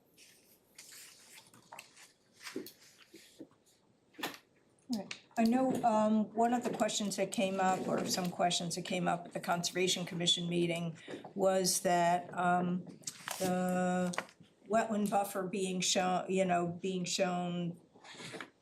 it's 150 feet on the prime wetland and smaller on the non-prime wetland, but it wasn't clearly shown on the maps. And I think there was also a description of some other tree cutting near that south side that wasn't apparent. I know that the Conservation Commission had hoped to have a site walk on it to take a look at that. Yeah, so I just walked the site today before I came here. It's all flagged. We had a delineation done a couple months ago. So there are flaggings out there. I walked back to the prime wetland, which is also flagged. And we'll be more than happy to schedule that site walk. Yeah, I guess also it would be good to see a plan where those, the prime wetlands are measured out with a buffer. I have updated plans, I can hand these out if you want. I Okay, have that it would here be- too, but again, it's hard to see. Yeah, no, Rob added coloring too, is great. Not by yes, hand. I use markers a lot. Instead of color highlighters.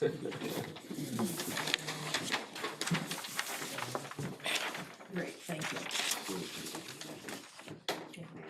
Yes. And the project will provide a multitude of benefits in that the lease revenue, pilot revenue, tax revenue, and then electricity bill savings from discounted net metering credits through the state's group net metering program. So those will equate to about $50,000 in year one. And this project could have an initial term of 20 years and could operate as long as 30. So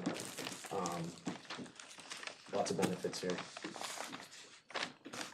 I can walk you through these colors if you want. The blue is the prime wetland boundary. And then the pinkish red is the 150-foot buffer from that prime wetland boundary. The sort of thinner reddish line is the other wetland boundary, and then the green line is the 75-foot buffer. So I know when we were talking to the Conservation Commission the other night, one of the questions came up about, potential disturbance within the 150-foot buffer. So I guess this is a question if we need to request a waiver for it, but going through the DES process, there are two types of turtles that are endangered at the site. So they're requiring that we put a turtle protection barrier in. And because the limit of the landfill, which again is that sort of dashed thick gray line that pretty much runs within that rock line drainage swale, because a portion of that on the north side of the site is within that 150-foot prime wetland buffer, I guess we would need to request a variance to put that turtle protection barrier. in a Well, portion. that's actually would be part of the wetland conditional use permit. Okay.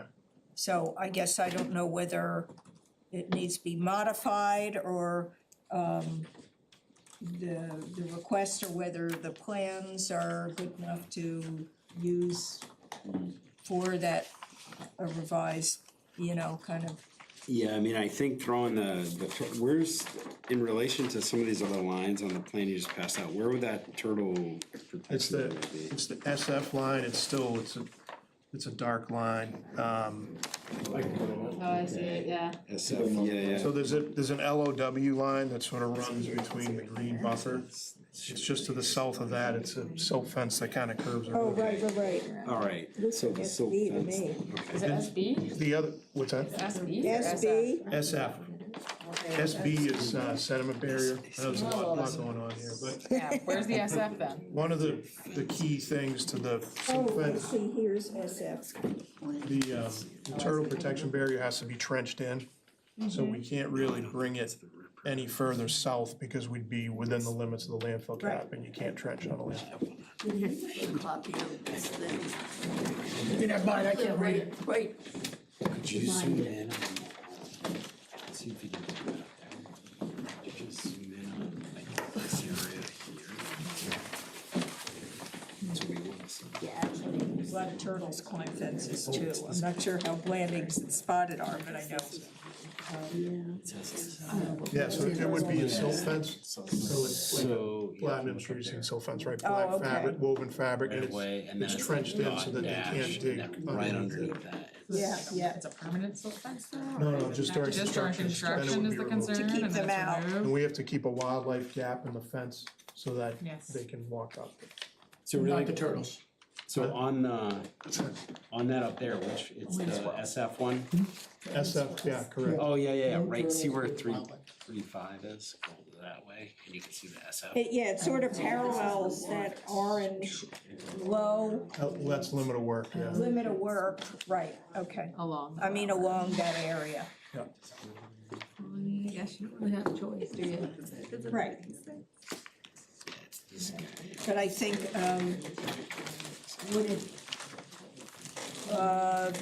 would folks be interested in having a site walk? All right, Chris. I guess the description of where the trees would be removed. Also, I'm not sure. Yeah, I think one of the benefits of the sidewalk is it's gonna be a select few of the larger pines that'll be shading the array. Obviously, if there are pines that are located to the south of the array where you're gonna get most of your sunlight, that's gonna have a large impact on production. So it's just a few select pines along those that western boundary there. And you can mark those for a site walk or something? Yeah, Okay. yeah. Did the Conservation Commission already request a sidewalk? Yes, they did. I mean, they request, we didn't schedule one, but we said that, yeah, they did say that, what, you have the comments, I don't have a copy. What's the height Of the trees? the array of the trees? Oh, the panels themselves, the base of them are typically about 3 feet off the ground. And, you know, they're 6 feet tall, but they're at an angle, so they're really only 8, 9 feet off the I ground. was more talking about the height between the ground level. So Yeah. is the intent like to minimize vegetation in between the rows? Like, is there a vegetation management plan or? Yeah, we typically mow, look, obviously, we don't want the grass to grow up. Right, that's why I'm asking that. Yeah, so, I'm familiar with Yeah. solar array construction, not oh, nice. this yeah. small.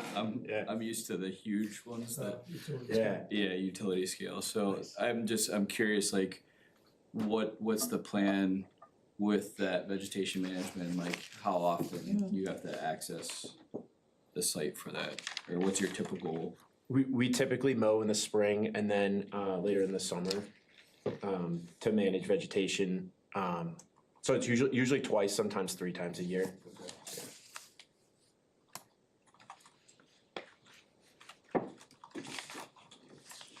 Do we accept this as complete? Yeah, there's some checklist things, and there are a couple, some minor department head things. At the back, after my memo, there's the department head stuff. Yeah. There's just a couple from the fire and highway department. Yeah, there's one question about the highway, from the highway department head about the number of poles needed for that being 9, whether that could be reduced. I'm assuming that there's probably a standard regulation over that. You're asking how many poles? The department head for us asked about reducing the number of poles from the 9 that were. Yes, so it's our goal to reduce them as much as possible as well. We're held to that number because of Unitil. They need to have, they can't tie up their equipment. Like, for example, there's a meter pole and a recloser pole. They couldn't combine those. Yep. In a perfect world, we would like to reduce that as well, but I think in order to fit the equipment on those poles, we'd have to have that many. And so that's basically the minimum we could hit. I don't understand the fire chief's question though, the Knox. So Knox box, like. Oh, Knox box. Yeah. That's a typical condition. Not Knox. When I read it, I was like, Knox Road's not even. That's like way down the road, right? Yeah, So it's just a way to allow them access if someone from Kearsarge isn't there to open it. Yeah, okay, got that. Which is pretty typical.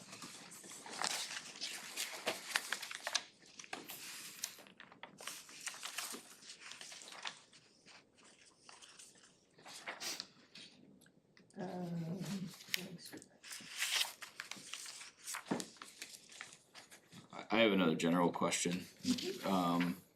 like, so I asked the question about the maintenance of the vegetation, but maintenance for these smaller based off of having, like, do you have a lot of replacements that you have to go out into the field?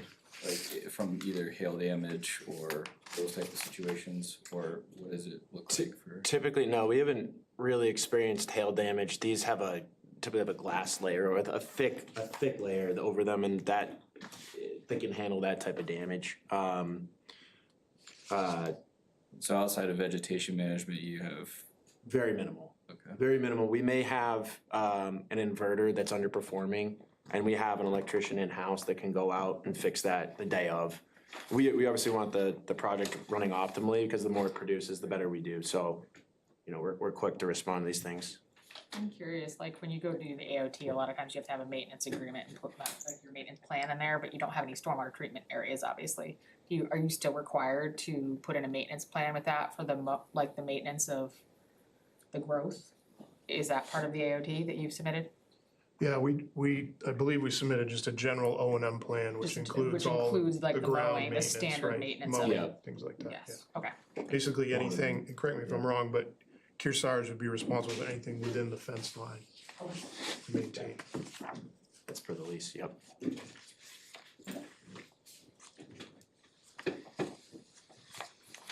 I think all the checklist items are pretty much addressed to consider complete. So let me see here. I think I didn't have very many on the checklist side of things. Copyright marks? Yeah, I thought I. Delineation plans. Yeah, like in the very bottom right corner, and I think there's a requirement in the regs that says no copyright stuff, or to just put a note saying it's okay to reproduce it for the purpose of meetings and stuff like that. Was that a Weston and Sampson copyright note? Yeah, it was on the bottom, Oh, on the plans that I was looking at, it was on the bottom right, on like every page, so. yeah, no, I think I can speak for the company that you can reproduce this if you want to. I mean, it's public record anyway, so. It's, yeah, I mean, I think if he's here, it's in the minutes, to me, that's probably. They can't I'm not remove- here they can't next remove time, it from then the copy. You know, you made the wrong call, Yeah. right? You have to call the lawyer It on can't that. be removed from the copy. Yep. The only other thing, Soil delineations. Did you do soil delineations for your AOT? So soil donations, no, because it's a landfill. So for a non-landfill site, we would hire a soil scientist to do the full study and the mapping. But you can't do that for a landfill because they're not allowed to check the soils on the cap. so I think the split the difference could be to just drop the county soil map. Yeah, so I was layer. gonna say, yeah, just do the soil map, go on Yeah. USGS web soil survey or whatever.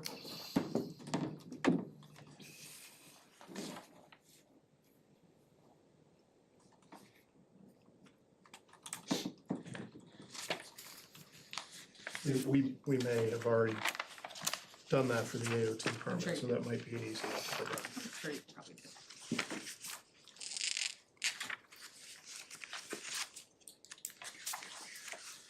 Is there any other, I don't see any other checklist items to affect accepting it, right? No, the last thing I had was on the regs, it talks about monumentation every 500 feet, on the survey. And I know in the past, sometimes they would ask for additional monuments to be placed. It's town property, right, in the end. So I don't know if the town really wants to do that. Themselves in- And you're Given, gonna be fencing in the area. and if you look at the plans, you can see how far away it is from the boundaries, so we're not into like, you know, crossing the boundary, so I would just kinda, if, it's okay to, you know, get a waiver request for that one, I would think, maybe.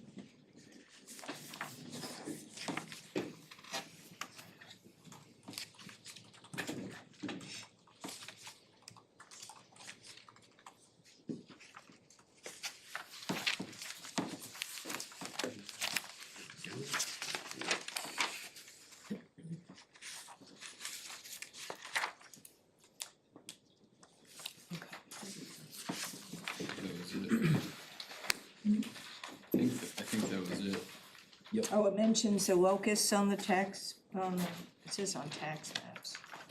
Yeah, it's about, so the way the regs read, it says you're supposed to do a locus, I think it's 1 in 1,000 on top of the tax maps. If you guys really want it, you could throw it on as a condition.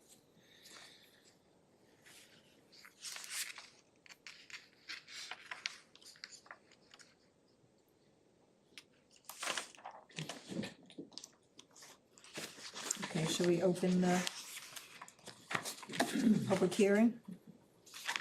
You have to accept this. Oh, complete, yes, thank you, okay. And make a motion. Sylvia, in order to accept it as complete, do you have to list those things as waivers for completeness? Or is that later, as conditions I would of list them as completeness? conditions. You could still just do them as conditions. Later. Right. Okay. So I make a motion to accept application 205-26 as complete. Second. All those in favor? Aye. Any opposed? And just to be clear, we're opening the public hearing for both. But I think we only referenced the 205-26 before. Okay. Oh. Yes, we are opening the public hearing for both 205-26 and 404-26, the wetland CUP. So I'll open the public hearing, and if there are any comments. Yes.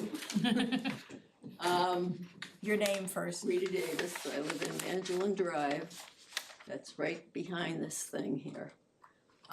Is this gonna be, are the units on this gonna be the size in the Concord, like the ones in Concord?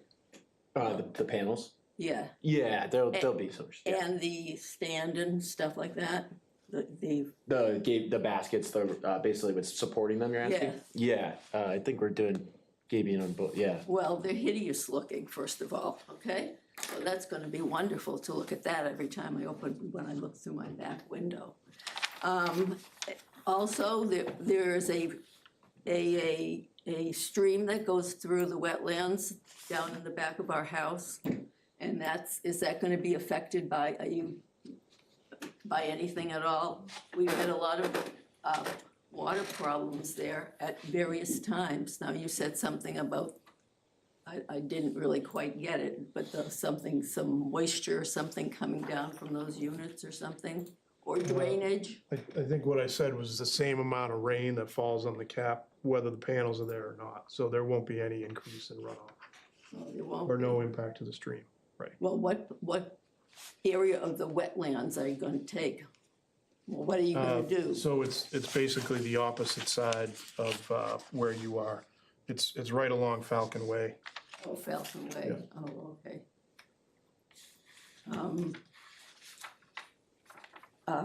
What else was I gonna say? And yes, how many trees, or what is the swath of land, the trees that you're going to take down? That's another thing I wanna know. It would be on the other side, on the Falcon Way side, away from where you live, and it would likely be less than a quarter of an acre. It would just be a select few pines. Yeah, but where, on the right side, the left side? Falcon Way side. South. Only on Falcon Way? Yeah, away Are you from sure? Yes, yeah. And also, this is gonna affect all the animals that are back there. And wonderful vegetation, you're gonna just destroy all that. And is there going to be any noise from this? I heard there's a humming noise from this kind of thing. It's imperceptible at the property boundaries, so you shouldn't hear anything from where you are. As Shouldn't, far as and your, if we do, The standard in terms of hertz is about the same as what you'd hear from a fridge, running a fridge in your house. So it's very minimal noise level. brother, I don't know if I can believe this kind of thing. Is there any way to cut the size down? Why did you have to make such a big one? Why didn't you why didn't you pick a ball field to use? I mean, Bo has a million ball fields. You could have used one of those. I think it was the goal of the town, the select board, and then ultimately the town voters that approved this, to generate renewable power on sites that were underutilized. Yes, that's a wonderful A cap of a thought. dump is a perfect unutilized site, which. Yes, but it had beautiful grass on it, animals walked over it. It was a very nice looking place, I think, with trees around it. And now you're gonna destroy all that, and you're gonna have metal things there. I think the concept of them is great, but why did you have to pick this place? With people, you know, all the other places that I've seen driving by or whatever are in places where there is not a lot of residential people around. They're usually pretty barren places around, but no, you have to stick it right in the middle of residential areas.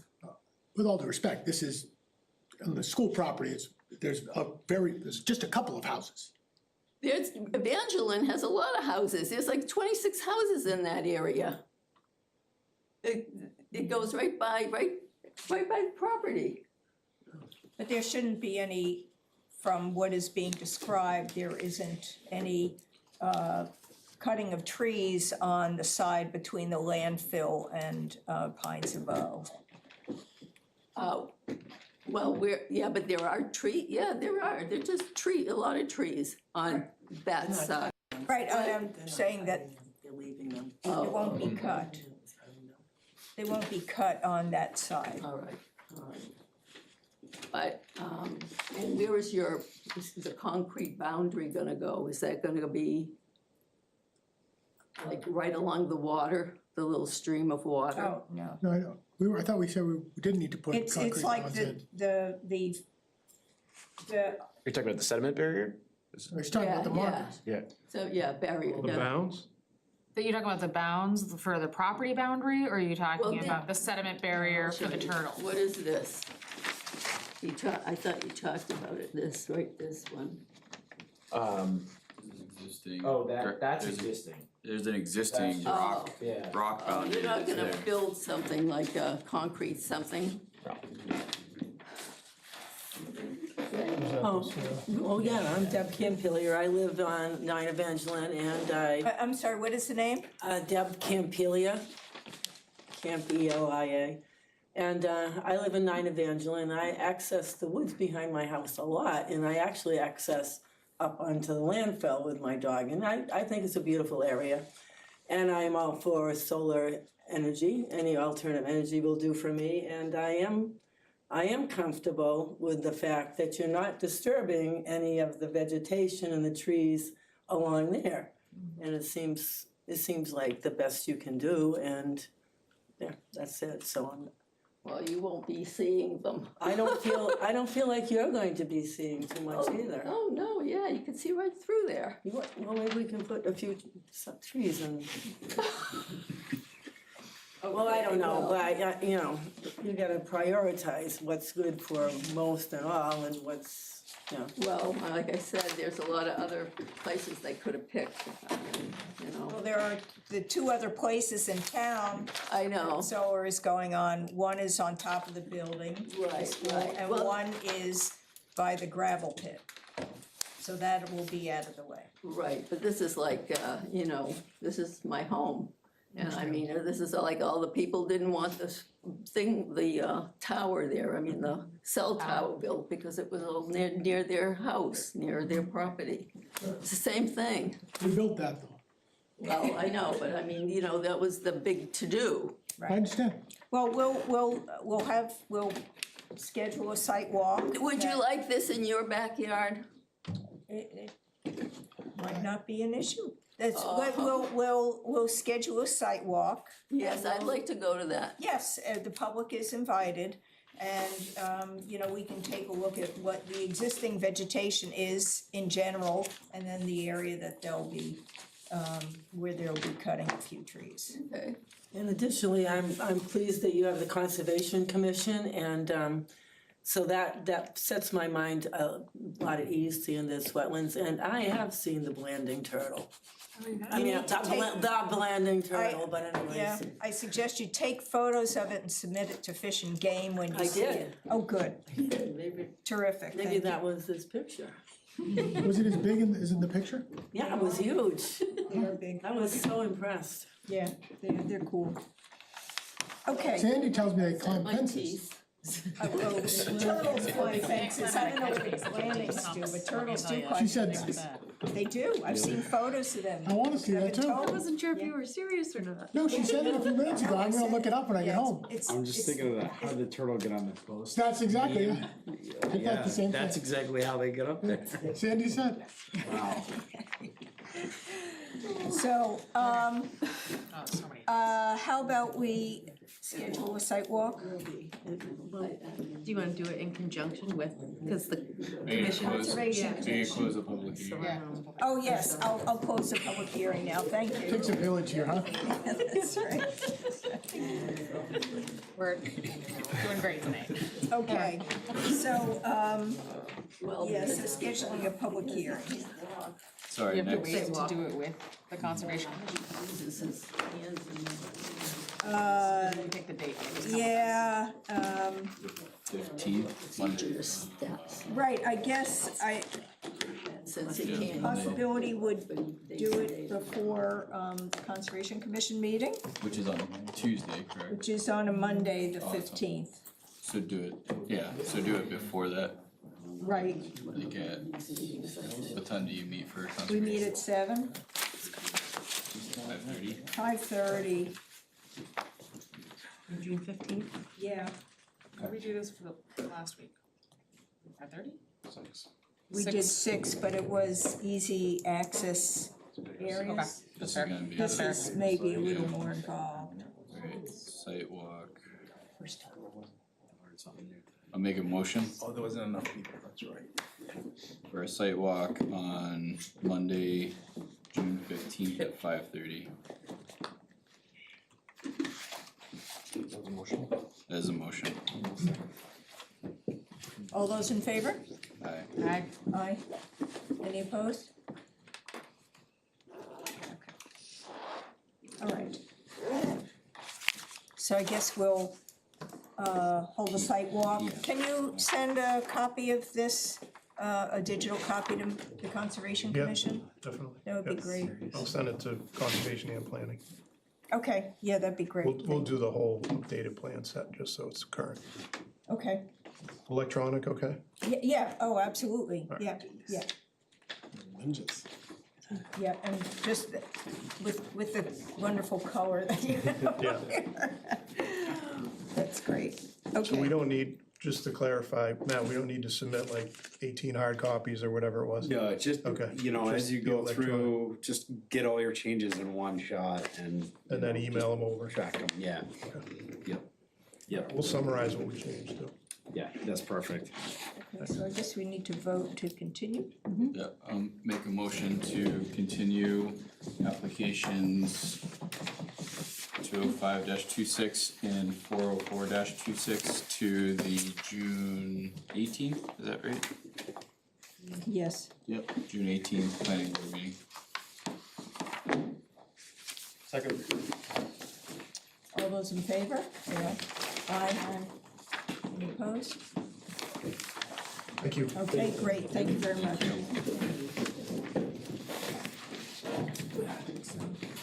Thanks, guys, nice seeing you again. Hey, thanks.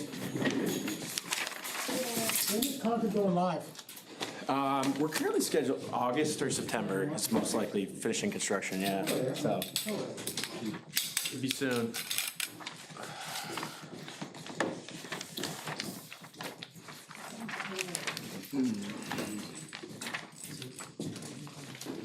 Namaste.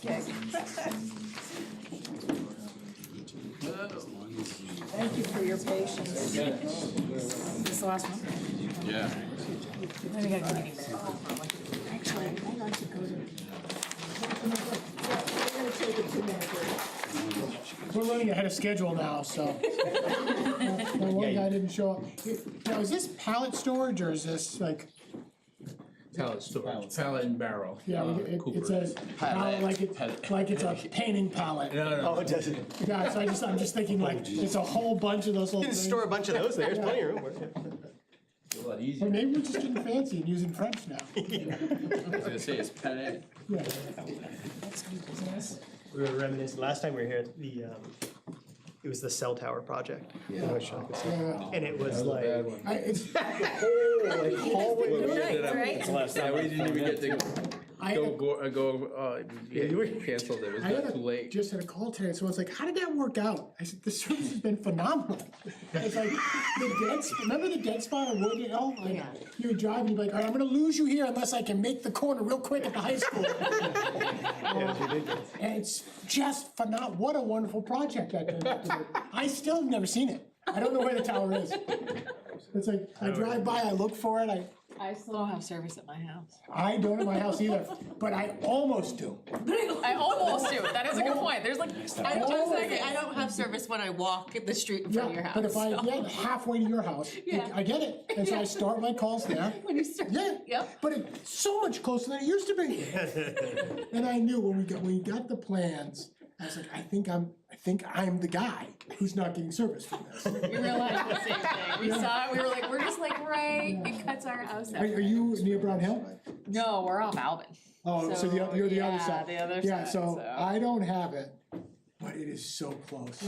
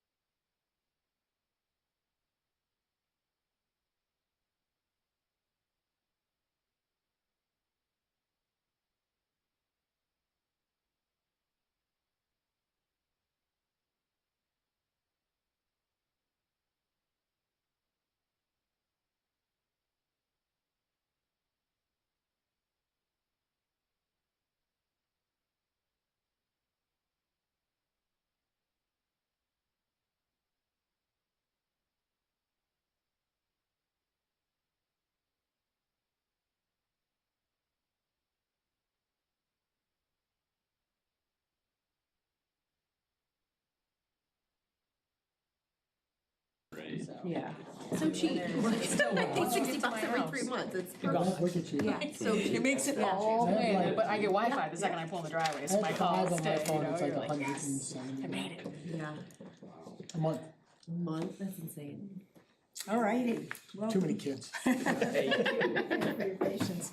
This is for Tell us about pallets. application number 207-26, Muskeg Realty LLC. Proposed site plan for the construction of a 2,375 square foot addition to the existing warehouse. Yeah. Well, good evening. For the record, I'm Jeff Merritt. I'm an engineer with Brandon Engineering. We're the civil site engineers for the project. This is Paul Malandrino from Muskeg Beverages. You guys know us by now. I recognize a lot of you. So we were here, I don't know, it was a few years ago at this point, for what was a much bigger project at the Muskeg facility on Hall Street. It had a building addition, and we redid the fleet storage area and the over-the-road vehicle parking and created a really sizable employee parking lot. So that project's been finished. If you've been by, you probably, yeah, it looks really good. It came out great. It's been useful. I'm very happy with it. Yeah. Much better. Much better, a lot more organized, little space to move, that kind of stuff. So we're back tonight. We have a much, much smaller project, but something that we want to try to tackle this construction season if we can fit it in. We're looking to do a small addition off the northeast corner of the building. There's an overview plan in your plan set there. I got it up here. This is Hall Street right here, and remember this one? We got Concord, we got Bow. Buildings all in Bow. The distribution side, the parking, everything is actually in Concord. Kind of a unique site. The addition we're talking about doing is right here. It's this little area, this little rectangle that you see right here on the big building right here. And it's essentially a covered exterior storage building for pallets.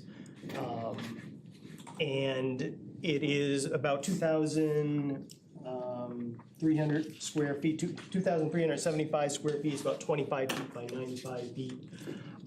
It is open on the sides, and then, of course, it would have a covered roof. So different than the building that exists there today, which is all obviously enclosed with the roof and heated and air conditioned. This is open to the elements on the side, except the roof is covered. There's not too much other, there's not a lot of other site improvements that are associated with it. There's a little bit of drainage just to pick up like the roof runoff and the runoff from the side slopes that are out there. And then that, of course, gets routed to our stormwater basin. Part of that project that we just finished in what used to be the soccer field, remember the soccer field? There's a giant stormwater basin out through here. Part of that project brought this site into full compliance with current stormwater standards. This site was built, when was the building, 60s? Or 62. 62, so predated all the stormwater stuff. So we have a nice new stormwater pond back here. It's permitted through AOT. We're going to add this addition into that. We do have to get an amendment to alteration of terrain, so we're working on that. So those 3 proposed drains are gonna, where's that going? Correct. It's going to feed to that. Yeah, right. large- Yeah, so there's a series of 3 area drains that we show coming around our addition. And then there's a trunk line that comes into the stormwater pond out through here. So it all feeds the system out. Okay. It's all tributary to that. The other thing I wanted to point out, just elevation, and it ties into a few of the waivers that we've requested here. If you can picture this portion of Hall Street, when you drive out here, the building, the road in relation to the parking area out back here, the road on Hall Street is much higher. It's topographically elevated. And then you kind of come down a hill to where the entrance is and you get down to like a normal grade. But this area is about 14, 15 feet higher than the area that we're gonna be working in. So part of our waiver request here is the building is gonna be necessarily hidden, we think, by a lot of the topography that's out there. And then if you were to drive past there, you'd see that there is a black screen fence between the road and the building as well. That was installed as part of the 2025 project. So there is some screening out there. And then between that fence and the actual building, do you guys remember the fire cistern debate and the municipal water? So we couldn't get that agreement with Concord, so we ended up having to put in, I don't know if it was 250,000 gallon underground storage tank there. Sorry, Paul, I didn't want to bring it up. But. So we have some constraints in there, obviously, that we can't landscape and that kind of stuff. But I did want to mention the topography change because I don't think you're going to see a lot of this. The roof of the building, there's a side view of it in the last sheet. It's basically 21 and a half feet on one side, 20 feet on the other side. So a shallow pitched roof, 20 feet, which is much shorter than the building that exists today. And again, there's like a 16-foot or so grade difference out there. So that's the project. Not nearly as complex as the last one, but still necessary. We did ask for a series of waivers, one of which was parking. Technically, it's adding storage area, and you would need 3 additional spaces. We'd like to not add those. What we did in the last project was a sizable parking lot. It's more than adequate for what we have. While it doesn't meet the code per se, it meets the functionality of the business. So instead of just building parking for the sake of building parking, we'd like to seek a waiver for those 3 additional spaces for the discrepancy there. And since we can park on site adequately, I think the spirit and intent of the regulation is maintained. Is there a side view? Showing the buildings? Like, yeah. So I think the only I'm one just that. like curious, like what Street view off of Hall Oh, Street? yeah. Is that what you wanna see? Or, oh, you wanna see that? Okay. Well, I mean, I drive, I've driven over there like since they did all of the work that was approved for 2025, but, and I agree, you can't really see it. What I was curious of, and my question here is, like, are you gonna be able to access these pallets from the external? Good question. And like, what is that, like, Yeah. what's the plan there? Yeah, that's a good question. It's not to be, there's no doors accessing it from the exterior, so the pallets would be brought through the building, staged there, picked back up, and then Okay. driven out. Yeah. Okay. So But that it answers is, it's like open to the elements, but there's no like pavement or concrete for access into it. But you're gonna have bay doors that you can access, or some sort of access Exactly. from. Just one bay door. One bay Yeah. door, okay. The forklift just goes out Right. there, drops them, Exactly. and shuffles them. Yeah. Okay. And then they'll come back through the factory? So all the pallets enter and exit through the facility, not from that storage? Correct. Okay. That If I'm not answers- mistaken, I believe we're gonna have it fenced off from the parking lot, so there would be no way you can get there. Yeah, it'll still be fenced, like the whole facility is fenced, that was part of that project, so we have to bump the fence out, you can see it on the screen there, that line to the north there is the fence, so we would bump the fencing along the limits of grading there, and it would still be a secure site, so, you know, nobody should be getting in or out unless Amos Gagel House them. Climb. Unless they climb, yeah. So the drainage basins that you have shown are labeled as AD, Area drains. area drains. Is it collecting anything besides the roof runoff? Is it like an open catch basin? Yes, it is, yep, it's like a beehive, yep. I would suggest doing larger than an 8-inch pipe if you can in that situation. So we have a. Regulations do require a minimum size, don't they? And then I don't know. Let's see. So we spec'd it for a I might be reason. thinking of a different town. We have a conflict with utilities as it comes into the existing system, so that's why we went with the 8-inch. We did run the hydraulic analysis to see, there's a pretty small drainage area that goes there. The main roof itself, the big building, doesn't go, you know, anywhere near that, so it's really just collecting this small. swale Yeah, area exactly. kind of. Yeah, and It's like a lot more little bit of runoff. Logging, you know, when you get debris in them in this situation, I imagine you probably would still get debris in them. Especially if they're the beehive style, I mean, We would upsize it if we could. If we did, we'd have to move a water line, which is the yeah, obviously you constraint. don't wanna do, yeah. Ideally not. I don't know, maybe Matt can confirm if we have a minimum pipe size. Yeah, I'm looking. Pipe size, what type of, where are we looking? It's currently an 8-inch going out to the. They're proposing 8-inch pipes connecting into the system, but it is not underneath a roadway of any kind. Okay. It's just our stone swale. I think you have the 15-inch for culverts under the driveways. That's it? We gotta rewrite that section. Yeah, I don't think we'll, well, All right. yeah. 3-inch. Just says do a good job. Did you really say that? No. That's what my kids. In more words, I hope. He's like, just don't. Oh, okay. What kind of advice is that? No, it just says, so on drainage, it just, I forgot where I saw that, but it was basically, just make sure it works is kind of the summary I got out of a quick read of it. Yeah, Do you have, I so, stand corrected. I'm looking to see if there's a better description. I will be updating that chapter soon. Yes, yes, Get it in, yes, you're it's in, so you're needed. good, guys. is there,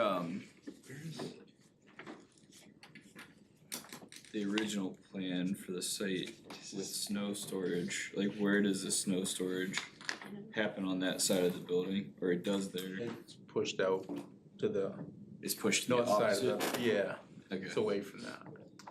Yeah, this area where we're doing the addition is all just grass right now. And your stormwater unit can handle the additional runoff? It can, what we're doing, and it's on the plans here, so it's a wet pond that we built back in '25, and there's a outlet structure that controls the discharge out of it, and it's got an orifice in it today. So we've rerun the hydraulics. Part of the amendment with AOT is to show it works with the addition, and so we have to modify that outlet structure by coring a new hole. You can still meet pre versus post? Yeah, exactly, yeah. It's not dialed in, like, it's not oversized per se, but this addition, if you look at the size of the addition compared to, it's like moving the decimal point, so it's not bad. It's within the error of the program. Right. Honestly, it is, so. Short answer, I just looked drainage, the word drainage, the entire site plan regs and pipe. Yeah. I can't find any specifics, which is Right, too good. I don't think, I wasn't thinking this. No pipes required. Right, I'd probably be more concerned like if it was A, snow storage was going over there, or B, if it was in a impervious area and it's not a paved, you know what I'm saying, like there's Yeah. not additional, and it's such a It's small. not gonna pond there, is what you're Right, saying? Like, if right. it ponds, it's just gonna be in your stone swale. Right, Where does that drain to if it does overtop? I'm curious. Like if they get clogged, where does that area drain? Is it So if- self-contained or? If it was a catastrophic thing, we Yeah, like clog say, everything, we yeah, had yeah. a Mother's Day storm, Yeah. it would overflow into the parking lot, and then it would go to the next catch basin and the next, just like road. So it's all safe, it doesn't go to anybody else. Again, that 16-foot grade differential, 14-foot grade differential means that we're kind of in a hole compared to everybody else, so we get everybody else's water. it's gonna sit in their parking lot, worst case scenario, Yeah. like, Mhm. so. I think if it was a different circumstance there, and if it was a bigger area that was draining to it, like off that, like if the roof was bigger. We normally try for like 12-inch minimum, Yeah. and then we'll 8-inch if it's So. tight I've seen situation. 8-inch for like roof drains and stuff, but 12-inch is the typical. We have some good as-built data, which was helpful because we actually know the elevation of the water main because it was constructed so recently that the contractor took shots on it, which never happens. So that was nice, but that also showed that there was gonna be a There would be a conflict. Okay. So quick update, I did find a cross-reference, I just looked up the word storm in the site plan regs and it kicks you over to 806 in the subdivision regs, which says, general design unless specified otherwise, basically use DOT manual on drainage design for highways. And I don't see, Minimum is bigger than 12, but that's okay. I think 12 is the minimum. is it in Yeah, that but it's document? fine. Like, I know it is. It's fine. There's a reason, maybe just submit a waiver for it. Would be my only suggestion, just so it's documented, so that we don't have a bunch of people setting precedents for an 8-inch pipe. You have a good reason, it's not like you don't. Did we accept this as complete? No, I don't know. Not yet. I'll make a motion to accept application 207-26 as complete. Second. All those in favor? Aye. Aye. Any opposed? Okay. Open to the public? Yeah. Sure. I was worried about that lady, but right, I wasn't sure about her. She had fight in her eyes, I didn't want. Wasn't aimed at you. Yeah. Okey dokey. And then we have to have that there's no regional impact. So, Or no, because it's like, or is this more of like a, this is another tricky one, right? Like, so, the city of Concord's like, hey, you guys are gonna do a DRI, right? Like, they emailed me. And I think you're not doing any improvements in Concord at all. We're not building anything in Concord. I guess if you wanna get technical, the only thing we're doing is The drainage coring. goes to concrete. Coring structure yeah, the and the drainage water though goes ultimately there. goes onto the concrete. I will say that they do have our plans and our application because of the AOT notification process, so both municipalities were notified for that. So they certainly have what we've submitted. Do we have a copy of that drainage study? Did we get it? I don't, at the time, I didn't have one, I just could have not had it. You should have, No. yeah. Okay. It This is was, the amended AOT per, it's in the amended AOT yep, permit. we have that. It should be in your very long packet that I emailed you guys.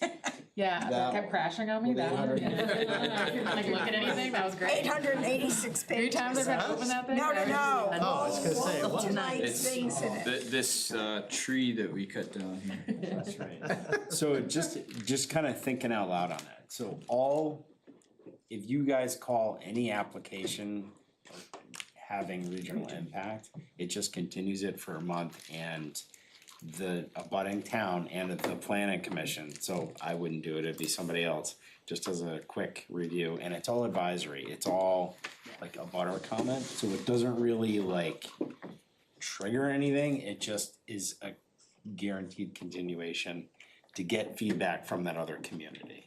The other thing is we could always make a condition of approval. That you get feedback from the city of Concord, I mean, and you guys are currently talking to them anyway through the AOT process, right? Yeah, but they may not, see, I believe with the AOT process, they may directly talk to the state.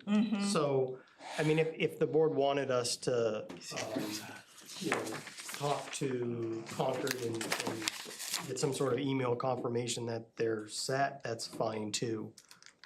I don't think there's anything that trips site plan review in their municipality, but, if that's something the board wants as a condition, we're happy. So I think another way to think about it too is if you guys think you wanna do a site visit, if you wanna do anything else, like if you feel a need to continue it for other reasons, if you call it regional impact, it really wouldn't impact anything, because, you know what I mean, like, I don't know. I would prefer not to continue and just, Yeah, I would prefer to do a conditional use, So that, or not conditional use, yeah, condition of approval, yeah. Condition that they Yes. have contact with. Yes. Yeah, Coordination with Concord. I'd agree yes, with I that. agree. right, so in that instance, yeah, the key thing is that you just vote, like that's all you have to do. There is one requirement if you're establishing a new, like junkyard, not junkyard,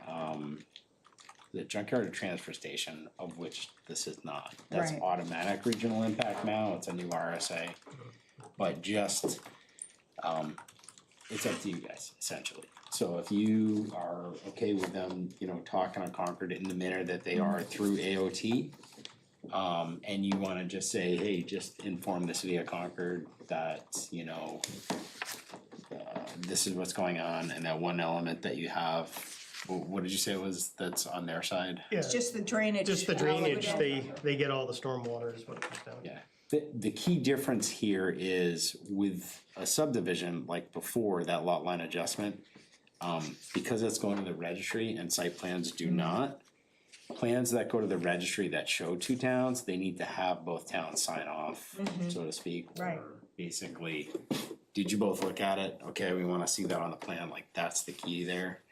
In this case, it's, yeah, you don't have to worry about that because it's a site plan, so. So as far as the drainage pipe and submitting a waiver, can we just do that as a finding fact instead of why we're allowing it? So it's not setting precedent, you know what I mean, or do we have to have them submit a waiver that the drainage pipe is smaller than 12 inches? Oh, You know what, that's probably not a bad idea, just, Kind of noting that like it's a finding of fact that 8-inch was used because 12-inch but we resulted in a don't conflict require of. 12 inches. It's Well, but we the reference, DOT manual. the DOT manual. manual. Okay. So it's just this, I just wanna have, Right, I right, don't wanna set yep. print, so I'd rather not have to have them come back like that and right find a away way. situation. just Yeah, like it's a that. unique situation kind of thing, okay. Can we run through these checklist items, just to Right, make sure yes. that they, so, the ties to the state grid coordinates. Ties are shown with northing and easting, but no elevations. Adding the elevations should be a condition of approval. Did you have elevations? That's on there. That's on there. So there's like a block that's north, east, and elevation, two of those? It's on creating drainage plan 6. Okay, There's like elevation, then northern and eastern. okay, alright, ones are on there, okay, so that's So good. that's done.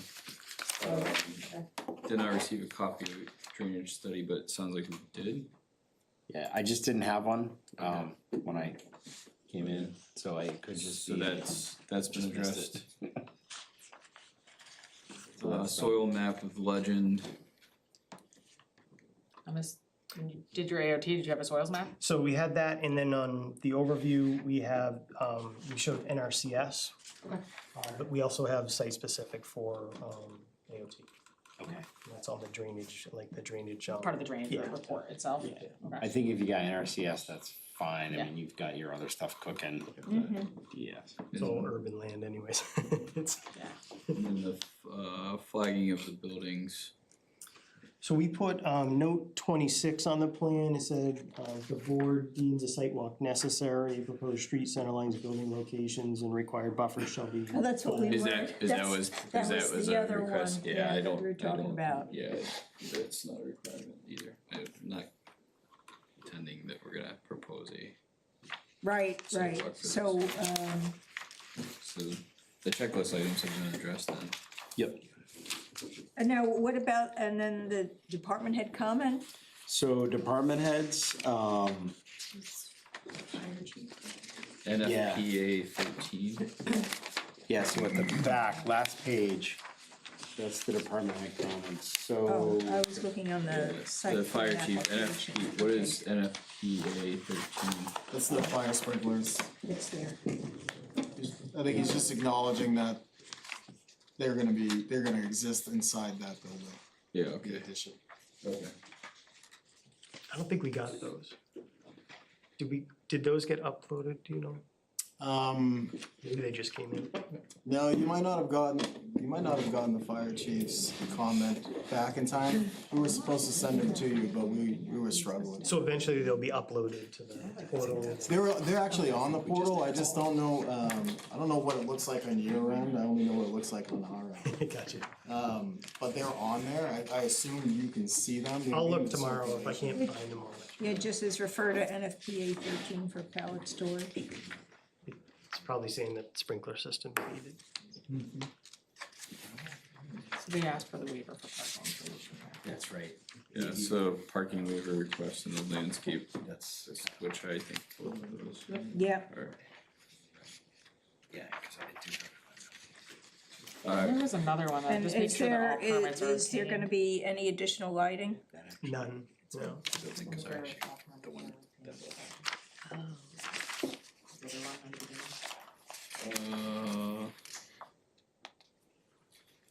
And that building code related issue, get caught at building code time, so. that one's not. I think it's approved, assuming that the AOT amendment gets approved, right? Yeah. That's a condition on the waiver, right? Yes. Conditional approval. Condition of approval, yeah. Alright, I'm gonna address the waivers first. So, there is the request for the waiver for the parking, 1512? 15.12 from the zoning ordinance. And then the waiver for the landscape facade, which is, I don't know if I have. 1509 and 1510? Okay, thank you, Sandy. 1509 and 1510. I can read. I found it now. I'll make a motion to grant those waiver requests. Second? All those in favor? Aye. Aye. Any opposed? Hello? Under zoning, it talks about lighting.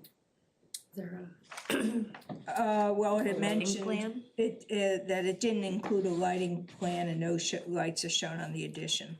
The fact that everything is going to be accessed from the inside is. Right, the only and part that there's where- no additional lighting. I Yeah. guess, I don't know. If we were gonna do a parking lot, we would Yeah, show like, lighting. or if you Right, had right. people Sure. accessing it Yeah, from the right, exterior. Right. It just says the board should verify that no lighting will be Oh, constructed. I see. Verify. I got you, Yeah. verify that they're not gonna Yeah. Right. modify the lighting plan. Yes, yeah. Do you think you're gonna put lights inside of it? Well, I don't know, probably. You probably Probably, have yeah, I mean, ceiling light. That change. would make sense. Inside. That's what? inside though, yeah. But it's open Oh, to the it's outside. inside. It's So it's inside, but it's outside, you know what I mean? Yeah, oh, that's true, that's Yeah. true. I don't even know how the later. I we don't look think at that level of lighting would probably be impacting anything like a parking lot Right. lighting structure would, Right. but. I don't think I've ever No? had that situation. Might not have Yeah, to I squint mean, if you do that. Okay. I also just realized, I don't think we addressed do we make a motion for regional impact? No, we No, didn't. Okay, I'm gonna also make a motion that this does not have regional impact so long as there is the condition for addressing the AOT permitting with the city of Concord.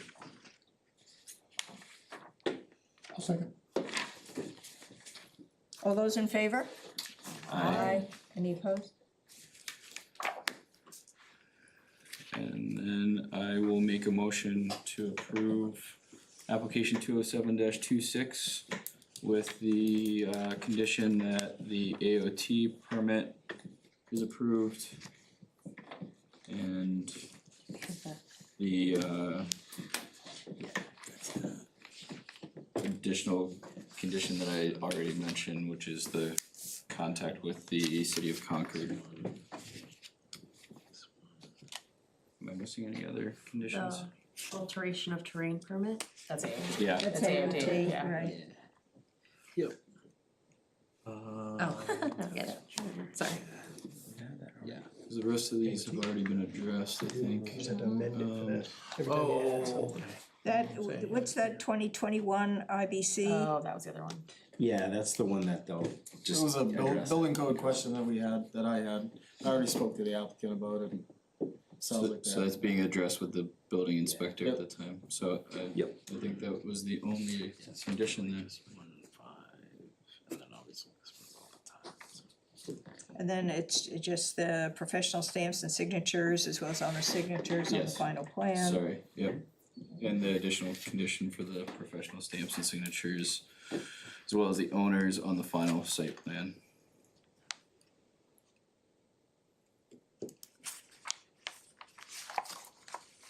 Second. All those in favor, say aye. Aye. Aye. Any opposed? Oh, we do findings of fact. Findings of fact that it is a small open-air addition onto the side of the building that will not have any visual impact to the area, so landscaping is not required, and that an 8-inch drainage pipe is being utilized to avoid impact to the water line. You want to say something covering the waiver on the cars too? There's no And additional that need for cars? and that no additional parking is required due to the nature of the addition being for storage of palettes. Second that. All those in favor? Aye. Any opposed? Okay. Thanks, guys, appreciate it. Thank you. You're running out of space to expand over there. Yeah, well, Alright. you still own some lots across the street, so you never know. Waterfront, yeah. Yeah, waterfront, condominiums. So sad. Okay, couple more things. Oh, there's more? Yes. I'm still going after Mr. Chase next door, that's, he owns some property, so Alright. he's giving me first right of approval when that time comes, so. New business, is that what we're doing? Yeah. Yes, new business. Thank you all. Thank you. Yes. Thank you for your patience too. Alright. Alright, Yeah. now I have to I see feel like where you I got that as buried we this went on. stuff. Oh, here we go. Yep, I got it. Nobody wanted to do those big long. I know, it's like, Oh, no. so what is this thing that do we all have to sign this? Yes, we do. We need to pass one around. You wanna? I have an official one Oh, here. you have an official Can I do it in one? purple pen or does it have to be in blue and It black? doesn't bother me, it's gonna be black and white in there anyways. So now let me just see. Oops. Knock my name off.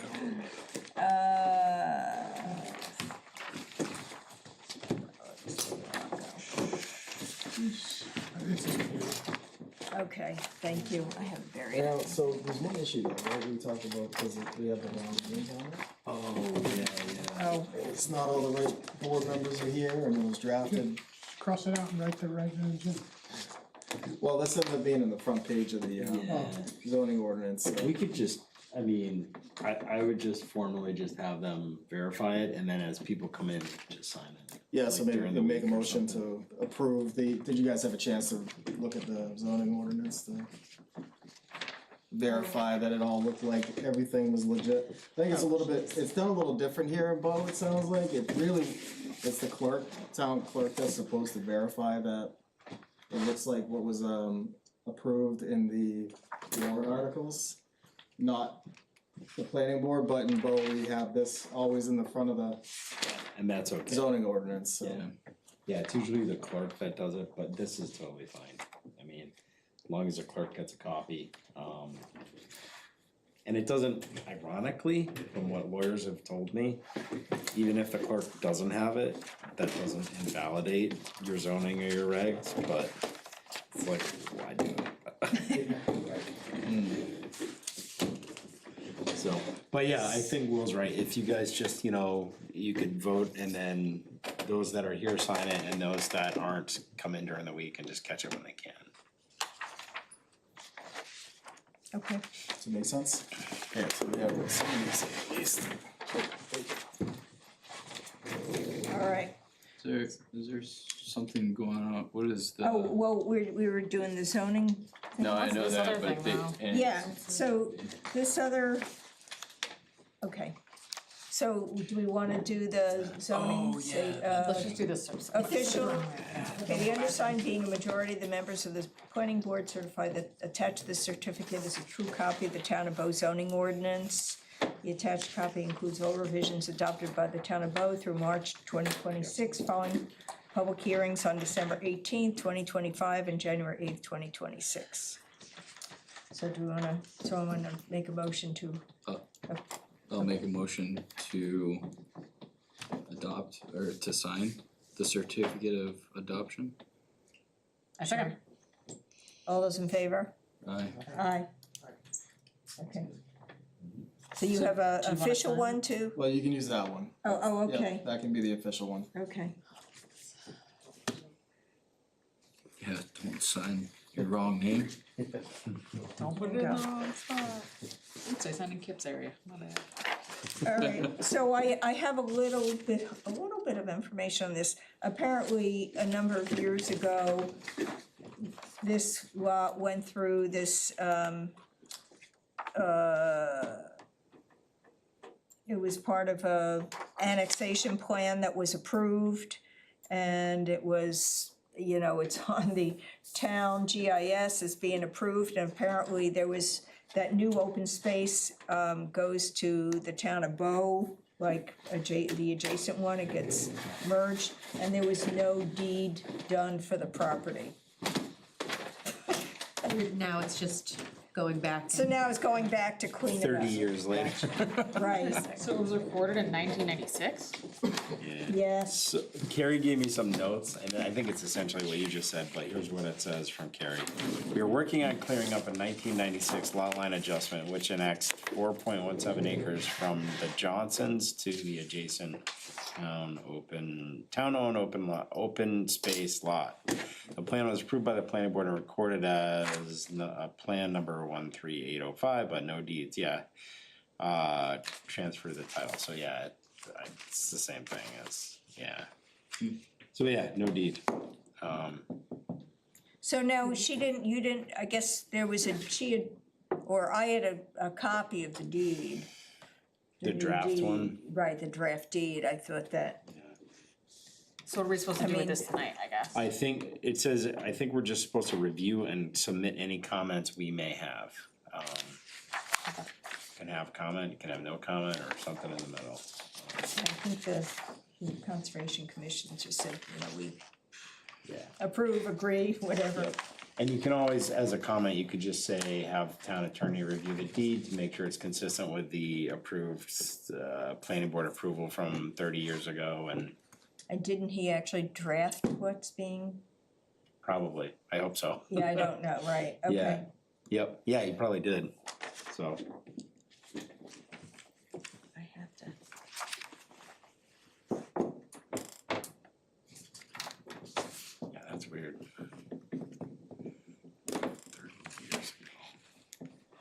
Anybody know what's going on with the widening on 3A for Dow? Is that happening Yes, Yeah, soon? they need to put out the, New bid. an RFP to get a Have they contractor. put the RFP out yet or no? I think it's I've not seen that. I thought it was I was just curious, cause all the milling that's going on Dow, is it? That's because related? the trucks don't fit under the bridge. Yeah, Oh. There, yeah, that's unrelated to, the trucks for that are specifically go to that facility or no, just I think trucks the in milling, general? the milling under the bridge is because of the Dow project or whatever, but that is not, Well, they're milling farther out. That's Amber Bow, right? Yeah. yeah, so Right. Amber Bow, when they were here, when they were at the public hearing for the TIF district, asking the TIF district, but they told us they were gonna mill under the bridge because stuff wasn't fitting. If they're milling something else, that's unrelated. Yeah, it's milled all the way up by, I would say within 150 feet of the stop sign is milled now too. It is. Cause there's a huge, you go over and you're like, what? And there's like no markers or anything there. So when I first did it, I was like, what? Did they paint like the rims of the structures? It looked like it was when I went by. They You may need to have after wash the off fact, the but when I crazy first did rain, you When I know? first did it, there was no. Took them out? Yeah, definitely, that's not the. 'Cause that's not I the know- one, like, that just got approved. I know the right-hand lane, what you're talking about, was milled out Yeah. as you go under the bridge. What I'm talking about is literally 150 feet in front of the stop sign. I don't know why they did it. They did like a Oh, I didn't 4-foot see that. section. I didn't see that, yeah. Typically, you would do that when you're gonna tie in with the proposed roadway. Yeah. Maybe they just did it because they had the milling machine there. Who knows? Like, hey, let's just save ourselves an effort later. I don't know. It's almost like they marked out where the widening is going to happen. Like where they're going to start to plan to encroach on both properties is roughly where it's weird why they did it. That wasn't even a month ago, they were in front of the select board getting, Yeah, and they still hadn't acquired the easements, so. correct. Yeah, cause it's what's in the minutes right here. It's the first application, it's in That's the, why I was reading it. Yeah, and I was wondering what the status was. yeah. Cause I noticed it looked like some things were happening, you know, and I was surprised. Does someone wanna take a gander at a motion for, I guess, Like, what are we doing with? well, that? I guess, I just, we have no comments, right? suggest, yeah. Well, yeah, so it's RSA, so I think it's RSA 4114A requires for property transfer stuff, planning board to do review and comment to the selectmen. And it's just checking that off before they do their Make a thing. motion that the planning board has no comment on, what is it? The annexation of the existing, pre-existing annexation. Yeah, recorded as Plan 13805 at the Registry of Deeds. Thank you. There you go, that's the finished part. You want a second? Second. All those in favor? Aye. Any opposed? Okay. Minutes. I just have one edit on, line 165. We're talked about as confirmed by a wetland delineation on file. It's really a wetland scientist's statement on file. There's no wetland, so there's no delineation.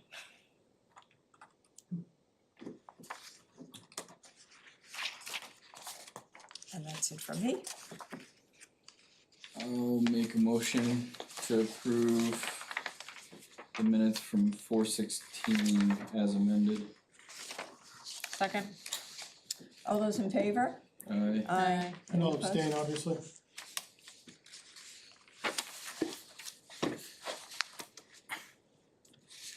Okey dokey. Are we done? Next. That's it, right? Adjourn. Motion adjourned. All in Oh my favor? God. Aye.